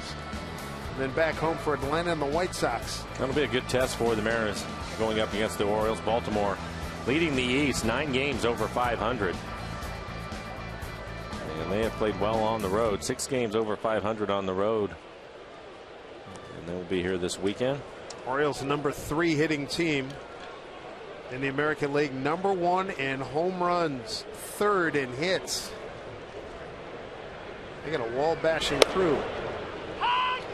Dominic Leone continues. He came on in relief with 1 out after 1 out in the 6th. Elias, the starter, tight left forearm. Ruben Tejada leading off. Smoke will give chase. No play, though. Charlie Furbush, I think he's ready. Mike Rojas, the bullpen coach supervisor. It'll be Tejada, Granderson, and Murphy here in the 7th inning for the Mets. Tejada tonight has walked and scored. Fouled out to Smoke. In on the fist again. 0-2.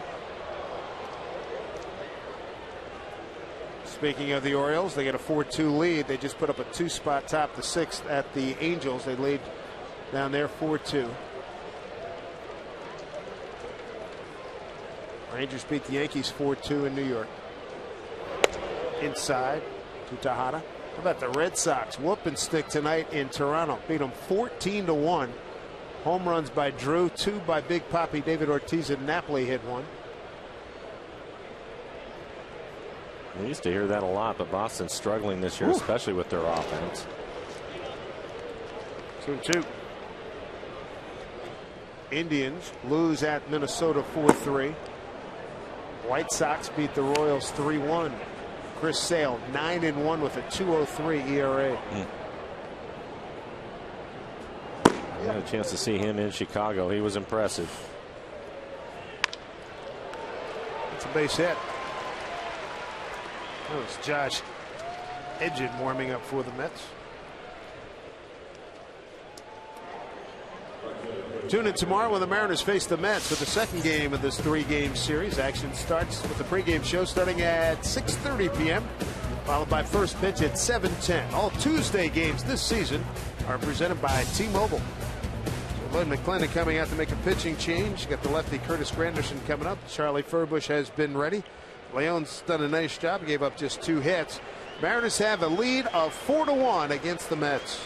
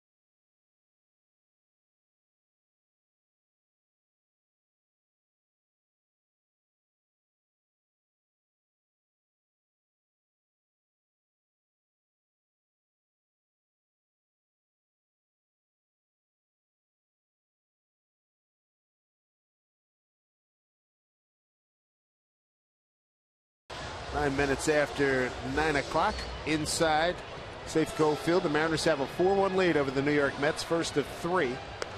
Play tomorrow night and then play again on Wednesday afternoon. New pitcher for the Mariners is Chuck and Charlie Furbush. 40 appearances on the year for Charlie. 3.81 ERA, 27 strikeouts, just 5 walks in 28 1/3. Opponent's hitting 266 off of Charlie. Good fastball, 92, 93 miles an hour with a sweeping breaking ball.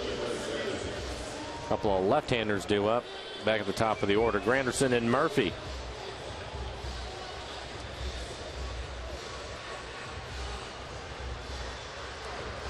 So the Mets, with nobody out, have a runner at first, Ruben Tejada. Granderson, strikeout swinging, took Romero to the track in deep right field and was called out on strikes. Brandon Mauer getting loose in the pen for the Mariners. Furbush coming off his first big league save on Saturday night down in Anaheim. Strike one to Granderson. Brendan Mauer warming up. He has really turned his season around. A flamethrower coming out of the pen. Sweeping breaking ball. It checked down to third base. Did not go, says Marvin Hudson. Good crowd. 21,943. Expecting upwards of 35,000 on Wednesday for the matinee.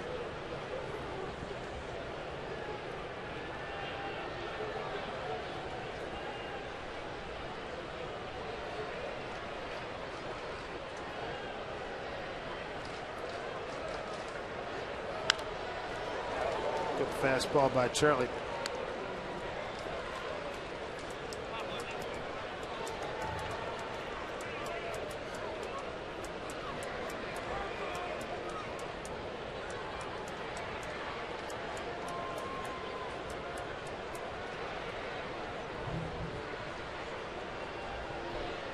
Charlie ready. Not much of a lead by Tejada. Pitch inside, backs him off. 2-2. 4 runs on 11 hits, no errors for the Mariners. Run on 7 hits, no errors for the Mets.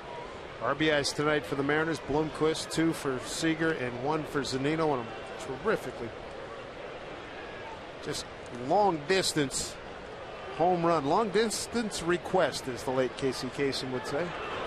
Swing and a miss. The Grindy man. Case for the 3rd time tonight.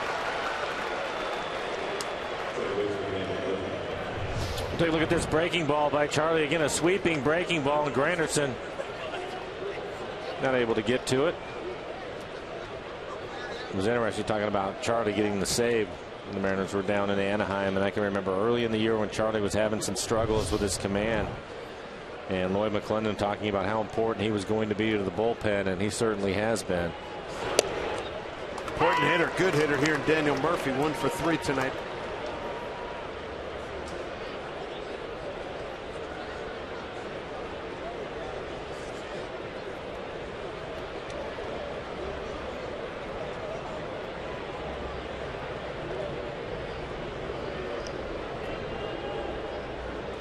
On 1 to Murphy with 1 out. Mariners a double play depth. Charlie way ahead now, 0-2.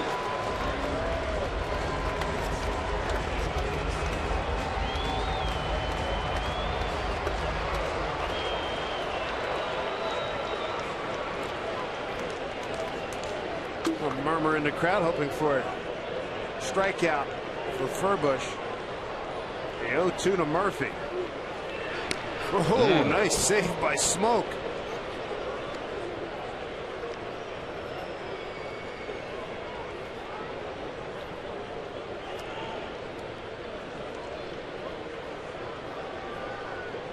Probably Charlie's last hitter. Mauer looks like he's ready to go in the pen. A couple of right-handers due up. 0-2 pitch to Murphy. Fought it off.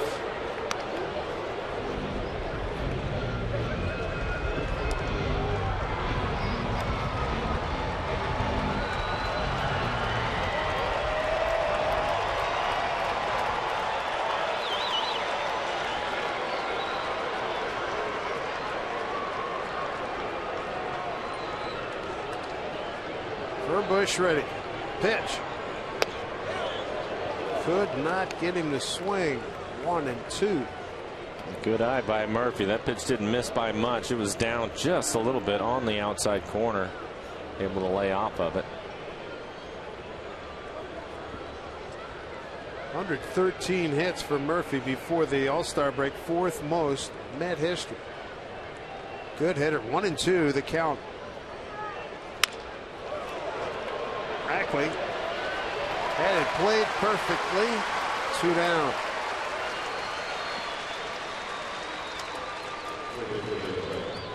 Trent Jewett on the left, bench coach, and Lloyd McClendon on the right.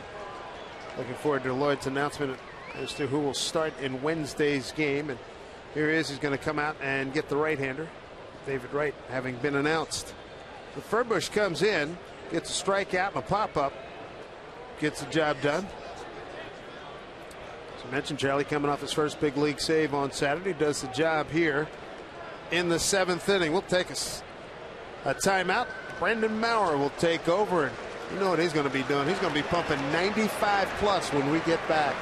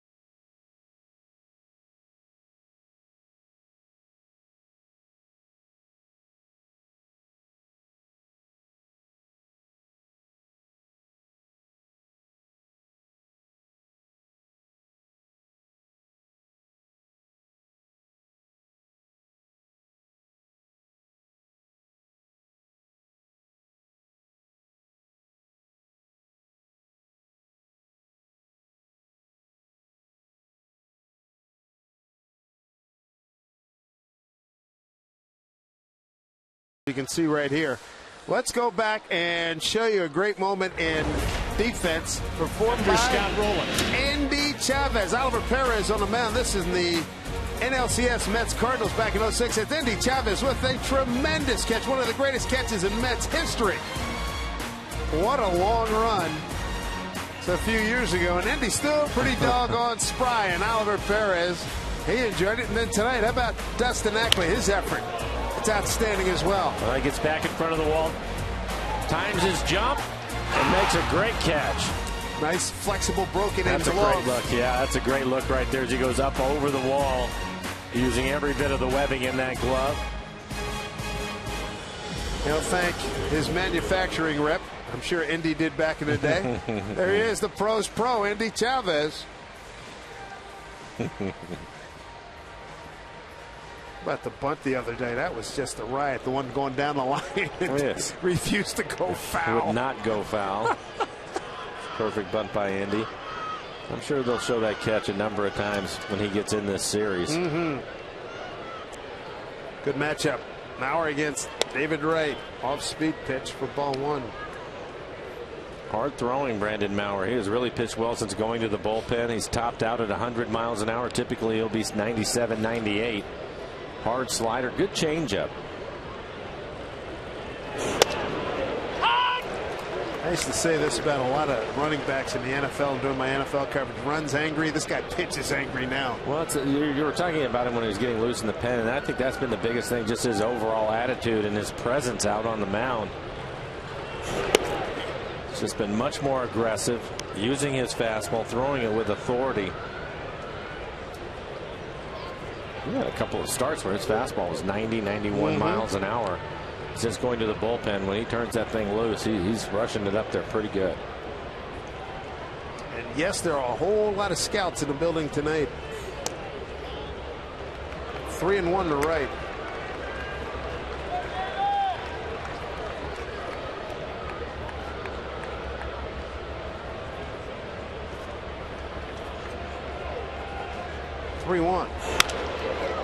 Center field for Jones. Makes the play, and Brandon Maurer gets the job done, as does Charlie Furbush. Best bullpen in baseball, getting it done. 4-1, Mariners.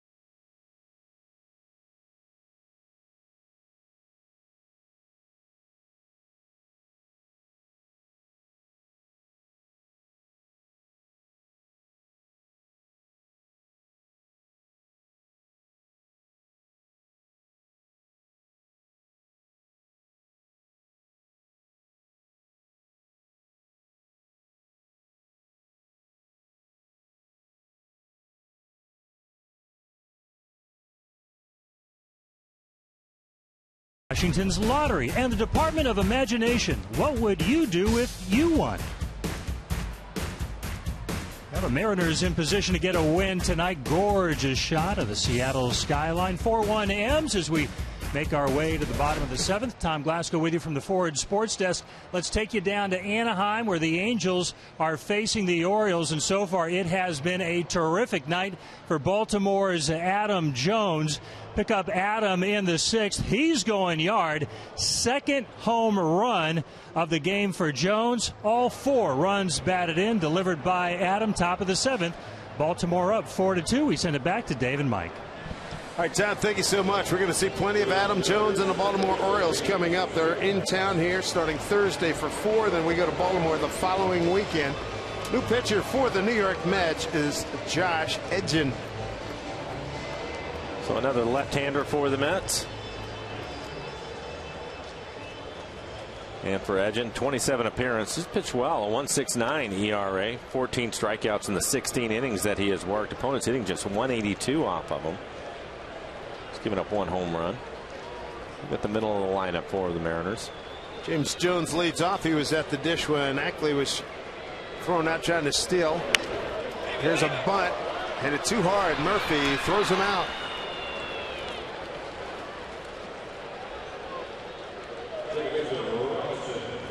Bring up Robinson Cano. Take a look at what Jonathan Neese did tonight. 6 innings, 11 hits, 4 runs, all of them earned. A couple of walks, 6 strikeouts. He threw 93 pitches in this one.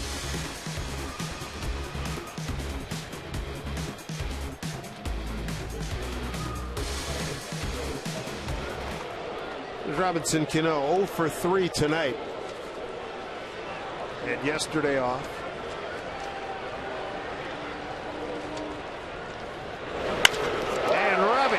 Breaks that hitless streak all the way to the fence.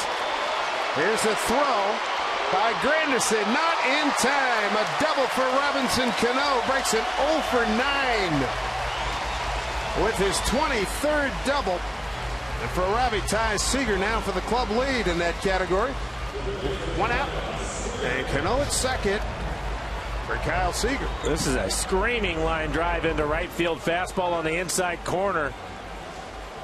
I think it fooled Granderson a little. He thought he was going to cut this off, but it was just hit too hard. Gets by him in a hurry.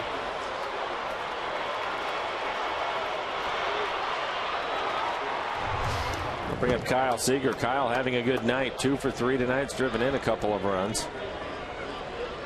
Kyle has his average up to 281 now. It's the neighborhood his manager wants him to be in. I want you to be. I don't want you 260. I want you 285. I want you 25 and about 90.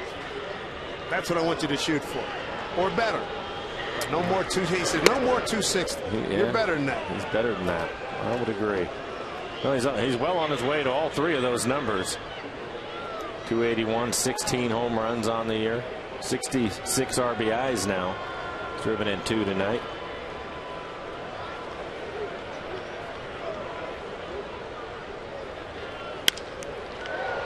Slicing fly ball left field for Chris Young. 2 down.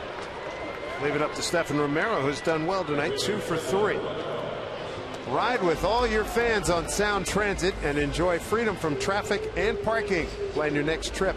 Visit soundtransit.org. Well, looks like we're going to get a pitching change. Terry Collins, manager of the Mets, making a trip out to the mound. When you get a right-hander. Terry managing his 3rd team in his 4th year with the Mets. Been with the Astros and the Angels. Daisuke Matsuzaka going to take over 4-1 Mariners.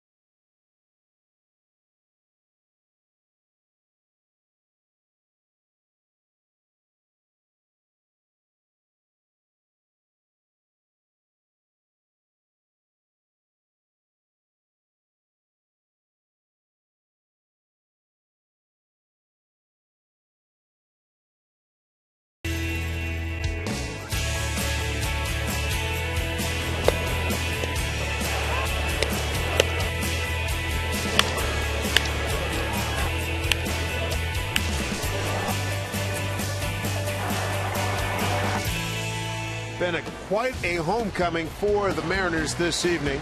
Back after 3 excruciatingly tight games in Anaheim, they got a 4-1 lead over the Mets in the first of 3 here at Safeco Field. Dave Sims, Mike Flowers, Root Sports Group.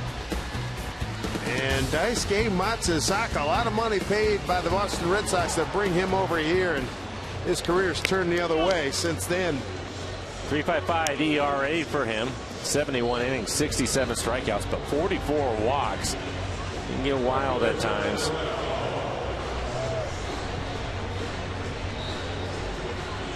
Mariners 3 for 9 with runners in scoring position tonight. Cano out at second base. Stephen Romero will stand in. Stephen 2 for 3 in tonight's game.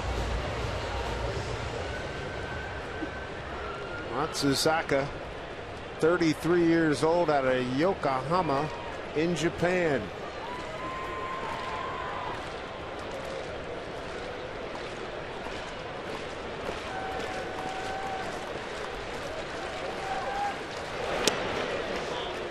Ball 1. Matsuzaka got out of the gates pretty well in his first couple of years. Boston is Cano out there with 2 outs. Matsuzaka 15-12 in his first year back in 07. 18-3 in 08.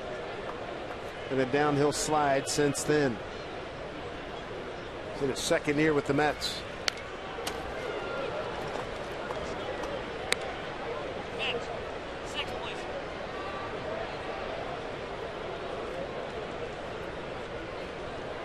Stephen Romero, infield hit, bounced into a double play.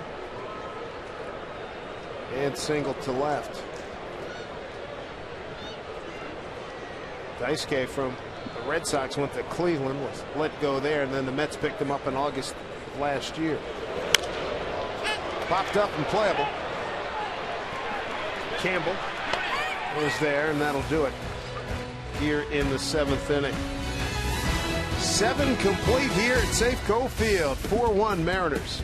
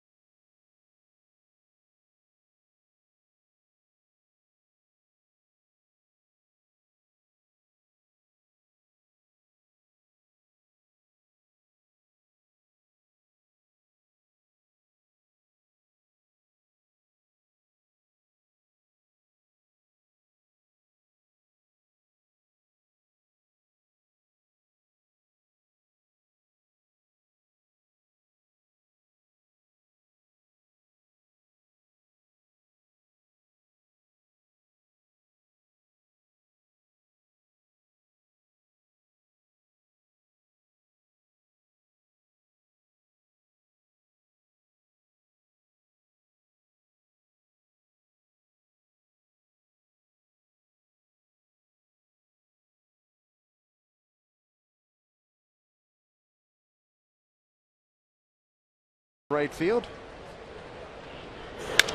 And the ball's going to find him. Going back. Track. He's there. Makes the catch. It's amazing in this game, isn't it?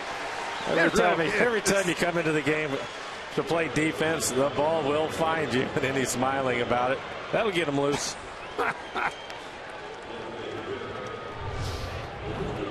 Campbell gives it a good ride. Now the ball slicing away from Indy.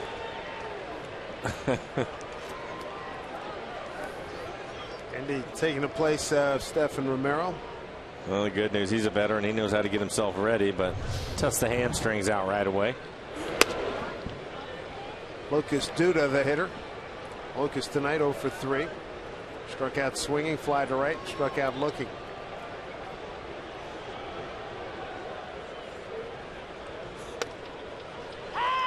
Mariners with the shift on.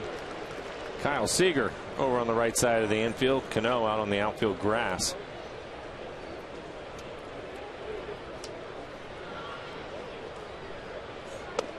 Good pitch. Good change up from Mauer. 1-2. It's topped out at 97 miles an hour so far. Danny Farquhar starting to get loose in the pen.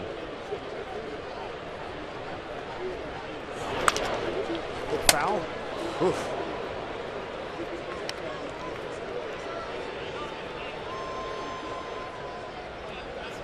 There's Danny. And Rodney pitching in the last few games and had to throw 32 pitches yesterday. Would want to give him a break, so Danny get a chance to pitch in the 9th probably. 2 balls, 2 strikes to Duda. DHing tonight. Craig McConnell on duty down at that first base camera well. Gonna hang with him. A base hit to center field. Let's check in with Tom Glasgow. He's got some goodies for us. What do you have, Tom? Dave, thanks so much. Hey, time to check in on our AT&T fan photos of the game. Our first photo comes from Casey. Now, we don't know if Casey's on the left or if Casey's on the right of this photo or if they're both Caseys. Maybe so. We do know this. They look like they're having a good time at the ballpark tonight. Great to have them here at Safeco Field. Our second photo is from Doug, and that is Dimitri having his AT&T fan photo taken with the Mariners Moose. Hey, be sure and tweet your photos to hashtag Mariners fan photo for a chance to be shown in a future broadcast. Let's send it back to Dave and Mike. right, Tab, thank you. Strike one to Travis d'Arnaud. A couple of hits tonight, and he was the one that had a home run taken away by Dustin Ackley back in the 6th. Time called.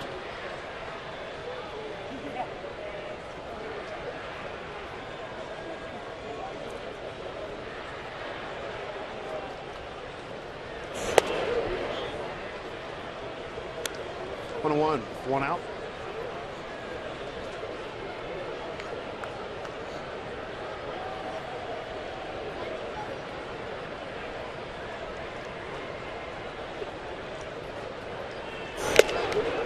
Good heater at 96.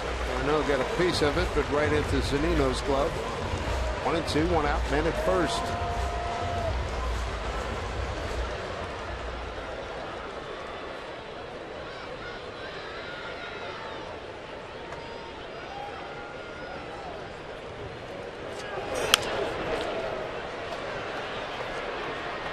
Long foul, 1-2. Well located fastball at 96, right on the outside corner and at the knees. He can stay right there. The Mets won't be able to do much with him.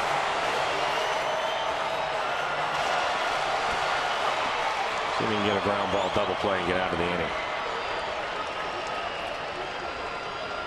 1-2 pitch. Strike three call. Nasty. 2 down.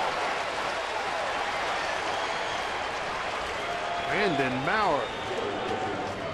It's his first strikeout. It's like a hard slider. They want it away. Ends up catching the inside corner, maybe even the cut fastball.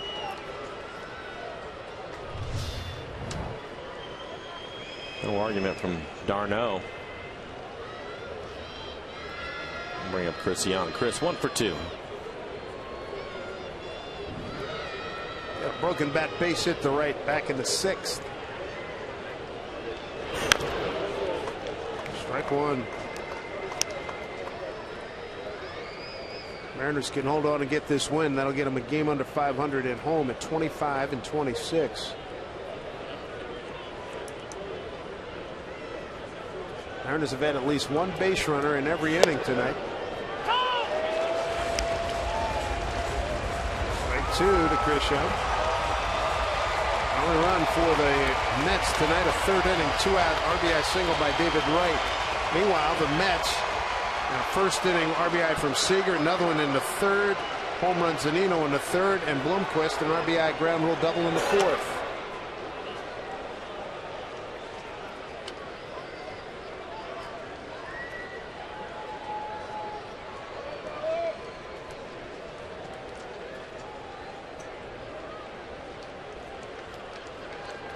Here we go, the 1-2 pitch. Back up the middle. Cano knocked it down. Throws over. Got him! All-star play, Robinson Cano. That'll do it for the Mets in the 8th. It's the Mariners with a 4-1 lead.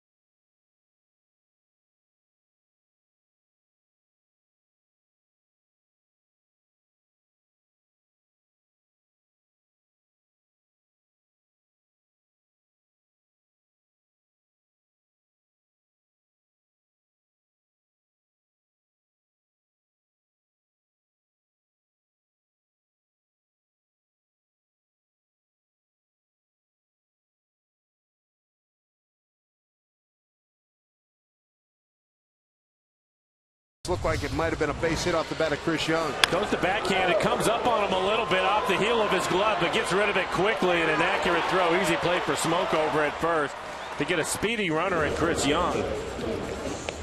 There's never any panic in him, is there? Big T, so many times you see guys try to rush and they'll fumble around with the ball, but he's always under control. Good play.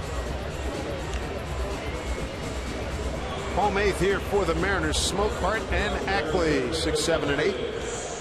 Dustin tonight, a couple of ground outs and a walk. Walked on 4 pitches back in the 5th. Daisuke Matsuzaka will continue. Got the final out of the 7th inning.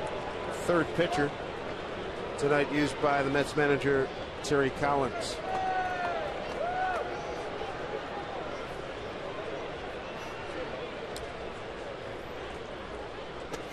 Slow breaking ball for strike 1. Kirk Neuenhuis is out in left field.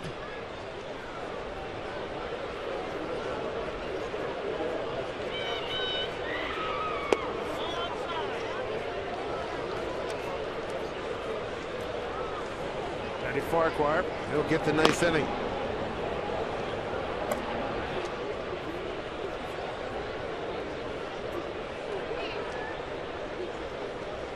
And another strong outing for Brandon Maurer. It's good to see for Maurer. Now is not allowed a run in 9 games since going into the bullpen and being recalled. Really pitched well. Love those kind of transformative stories. Good stuff. 2-1. Well, the other part about it too, Dave, we were talking about it earlier. I think his presence and the way he's going right after guys. You can see Lloyd tonight using him late in the ball game, setting the game up for Danny Farquhar, who'll get the closing duties tonight. Well, he's gaining a lot of confidence in Brandon. 3-2 to Smoke, leading off here in the 8th.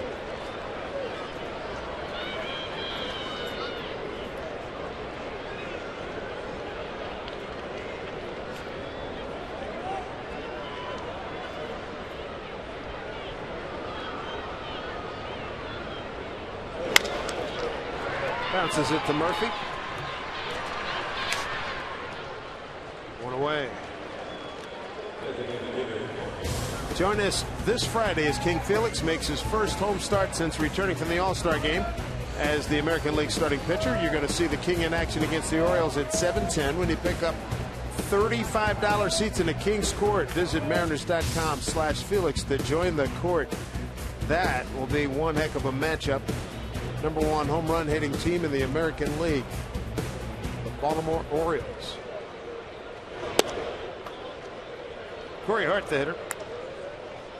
Looks at ball 1. Corey tonight, ground out to short, walking a run scored, and a line out to shortstop.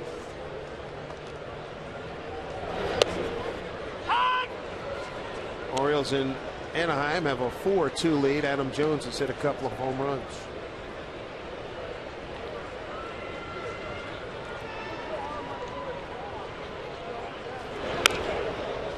Wow, slow breaking balls from Daisuke. Fastball isn't what it used to be. He used to be able to rush it up there pretty good, being 95, 96 miles an hour. He's 89, 91 in that area now.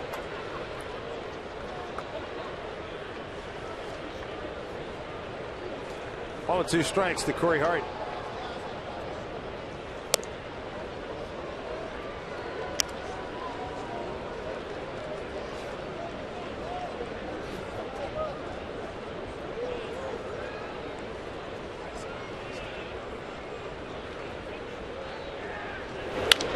Corey with a base hit into the corner. Neuenhuis will dig it out, and Corey Hart will ease his way into second with the double, 7th of the year. In scoring position for Dustin Ackley. Well, he gets a fastball middle in, drives it down into the corner. A good sign for the Mariners. Lloyd McClendon would certainly like to see Corey Hart get things going now that he's healthy. And he's going to try to keep him healthy. As you take a look at his swing, we get a pinch runner. Brad Miller has come on to pinch run for Corey.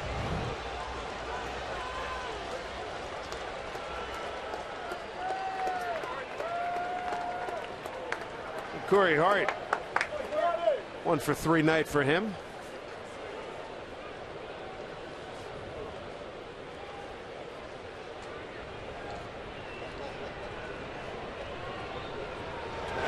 That hit by Corey, the 13th hit by the Mariners. Dustin Ackley having a good night again. 2 for 3. He had a great catch out in left field, robbing a home run from d'Arnaud, the catcher.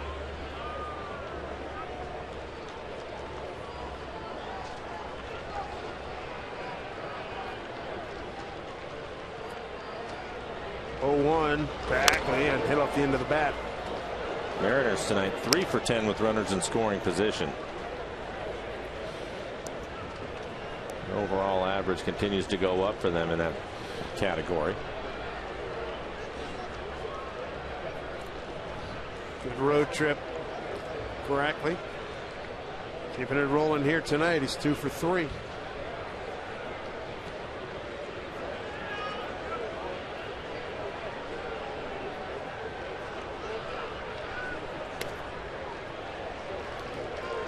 One and 2.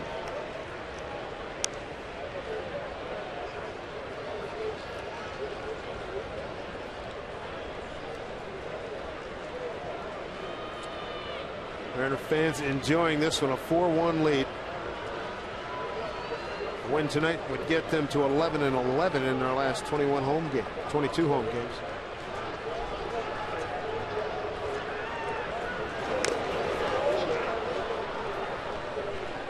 One and 2.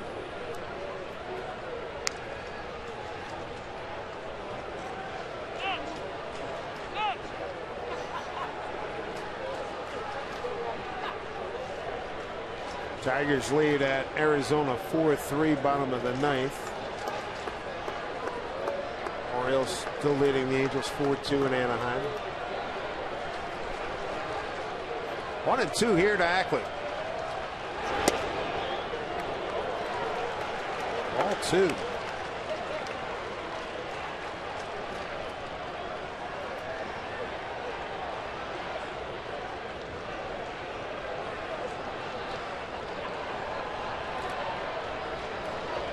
Big second half for Ackley would do wonders for this Mariners offense. 2 and 2. Slaps it the other way. That will get down. Brad Miller's going to score easily. What a night for Dustin Ackley. Slides in safely with an RBI double. A 3-hit night for the Yak Attack. Picks up an RBI, his 31st, and the Mariners have a 5-1 lead. This is really good hitting by Dustin Ackley. Already a couple of hits. This is not a bad pitch at all by Daisuke. It is down and on the outside corner, and Dustin going the other way with it, slaps it out into the corner. Also shows some good speed. He's able to hustle in and get a double, just beating the tag by Murphy at second base. Nice insurance run for the Mariners. Brad Miller scoring easily. 1 out, a run in, a runner on for Mike Zunino.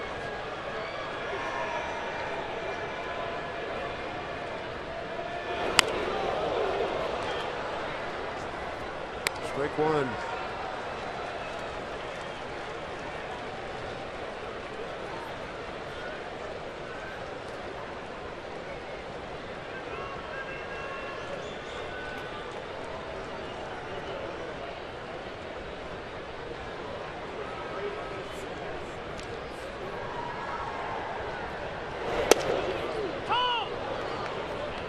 Going to work with 2 strikes.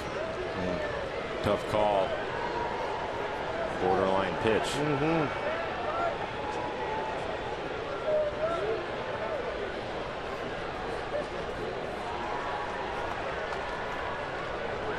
5-1 lead. 14 hits for the Mariners. Mike takes a look and he's called out on strikes. He's K'd now 3 consecutive times. He didn't like that one. No, I don't blame him. A couple of pitches, both of them below the strike zone, and I don't blame him for being a little frustrated with that at bat. Take a look at this last pitch. It's a breaking ball. Actually, it's a split.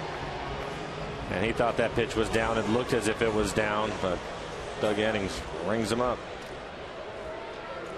Leave it up to Willie Bloomquist, see if he can pick up another RBI. Picked up one ground rule double back in the 4th inning.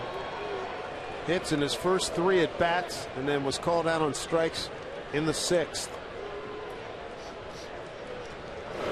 With the 3 hits tonight, Willie's raised his batting average 15 points up to 281 now.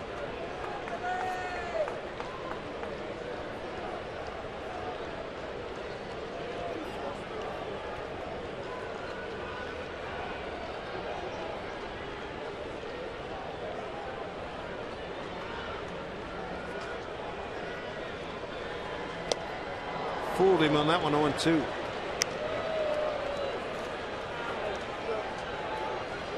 Unusual to see Willie out in front of a breaking ball like that. Typically, he'll let the ball travel, try to hit it up the middle the other way.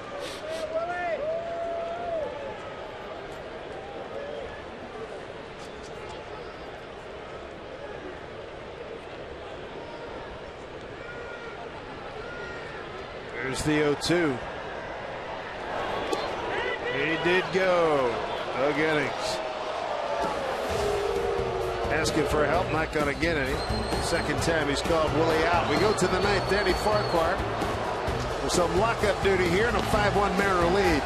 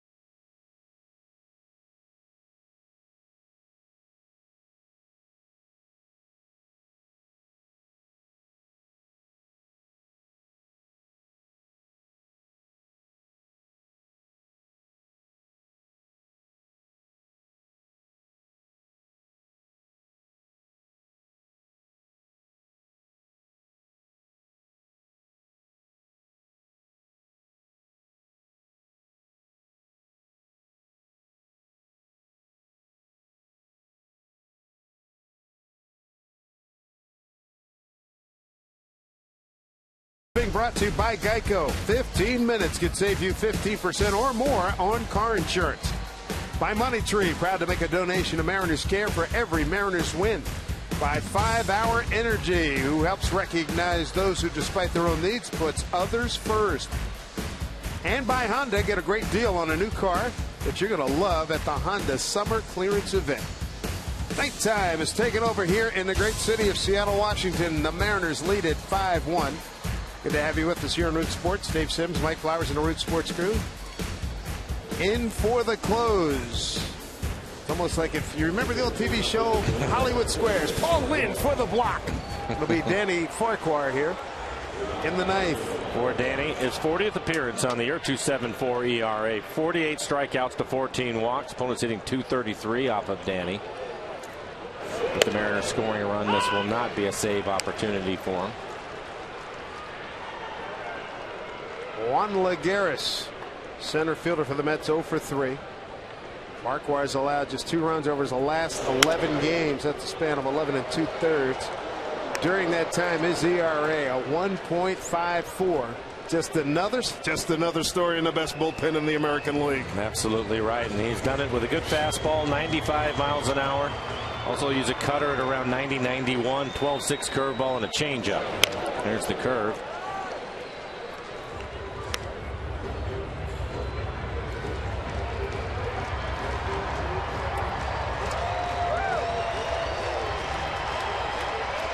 Lagares, Tejada, and Granderson 8, 9, and 1 for the Mets here in the ninth.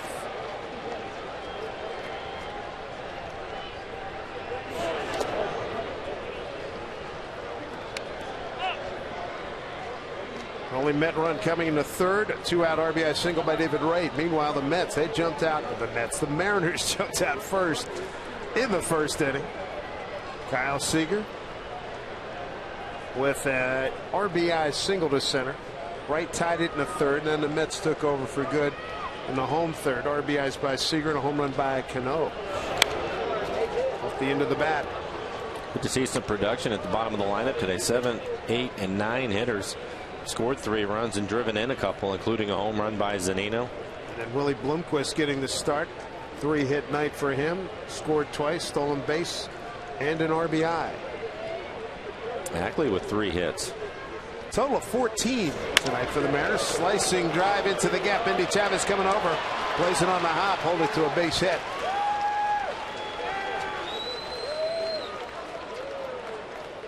Catch all the second half action on MLB.TV Premium, the #1 live streaming sports service.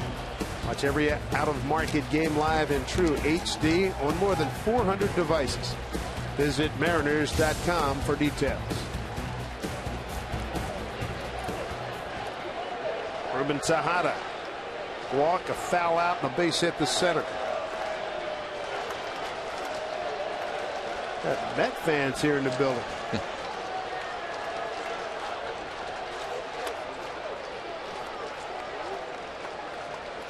Good Mariner presence down in Anaheim. Those 3 games particularly. There's a lot of folks who hung in there in the 16 and 12 inning games.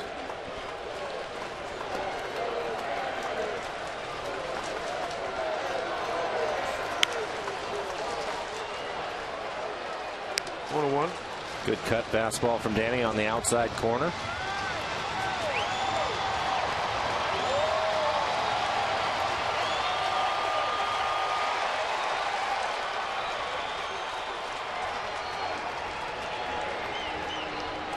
Danny ready with the 1-1.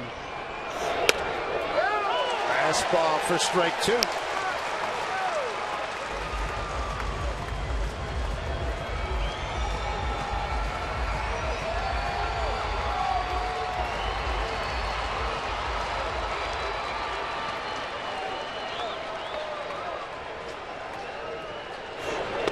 Strike 3 called. Nasty pitch by Danny Farquhar. This bullpen's something. Elias started. Leon, Furbush, Maurer, now Farquhar. 1 out. Well, after a couple of cutters on the outside corner, he goes to throw the curveball. Zunino, I think, wanted that pitch in the dirt, see if he can get a swing and a miss. There's a good look in our McDonald Supermo. And the 12-6 curve from Danny just catches the inside corner to get the call.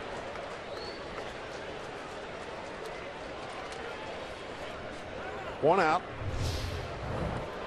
Curtis Granderson 0 for 4 with 3 strikeouts. Strike 1.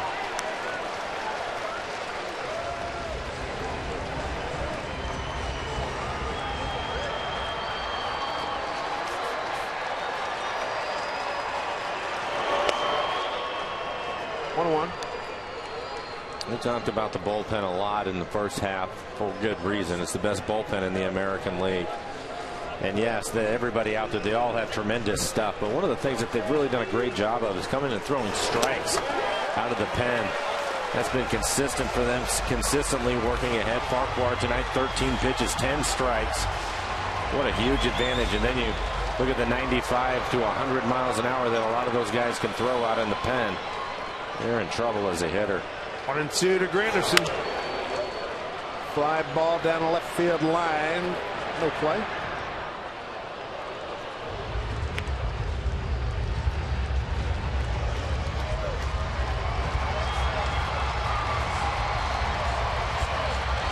One and 2 to Granderson. Mariners with a 5-1 lead. Runner at first is Juan Lagares. Farquhar ready. 1-2 here to Granderson in the dirt.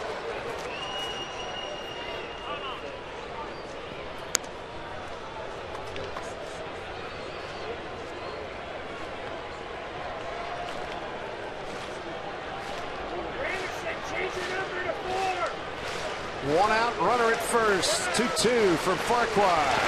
Struck him out. 2 down. Sombrero time for Curtis Granderson, his 4th K tonight.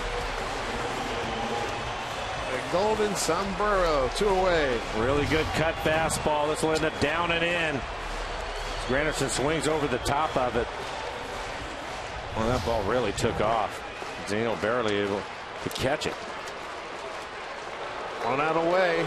Posting another win here at home for the Mariners. Daniel Murphy, the all-star second baseman. Strike 1.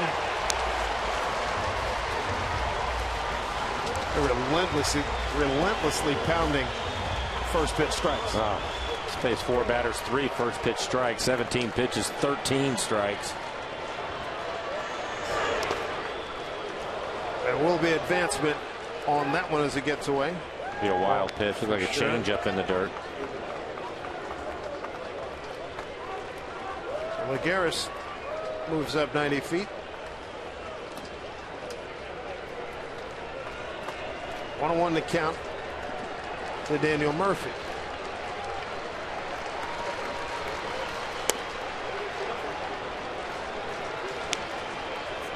Two and 1.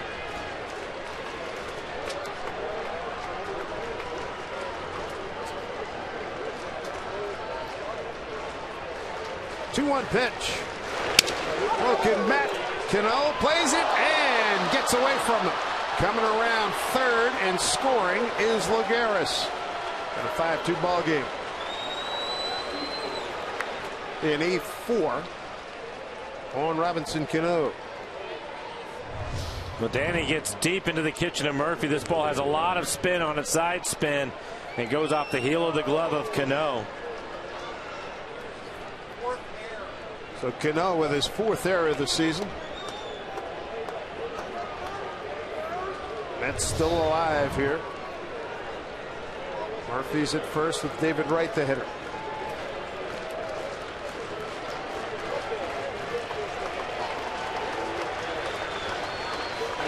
Way outside to Mets captain. Singled in the Mariners. Singled in the Mets' first run in the 3rd inning. He makes Ackley's base hit to drive in that 5th run even bigger. Huge. Fly ball. Indy giving a look. No play.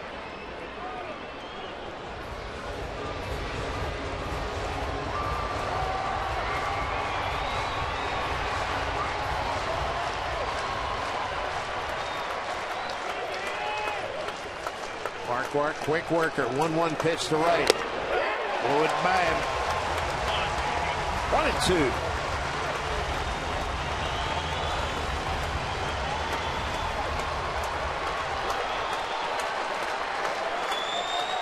One-two pitch to David Wright. Took a lot off, fouled it away. Slow curveball at just 75 miles an hour.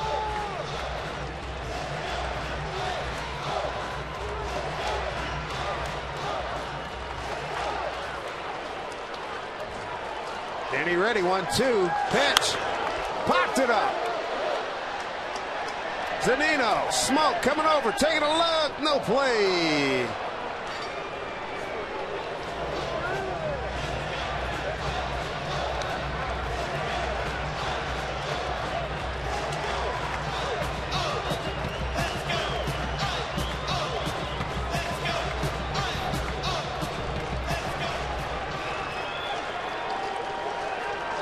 Farquhar ready again. 1-2 to David Wright. The pitch. Breaking ball. Slapped into right center field. Here comes Jones. In a hurry.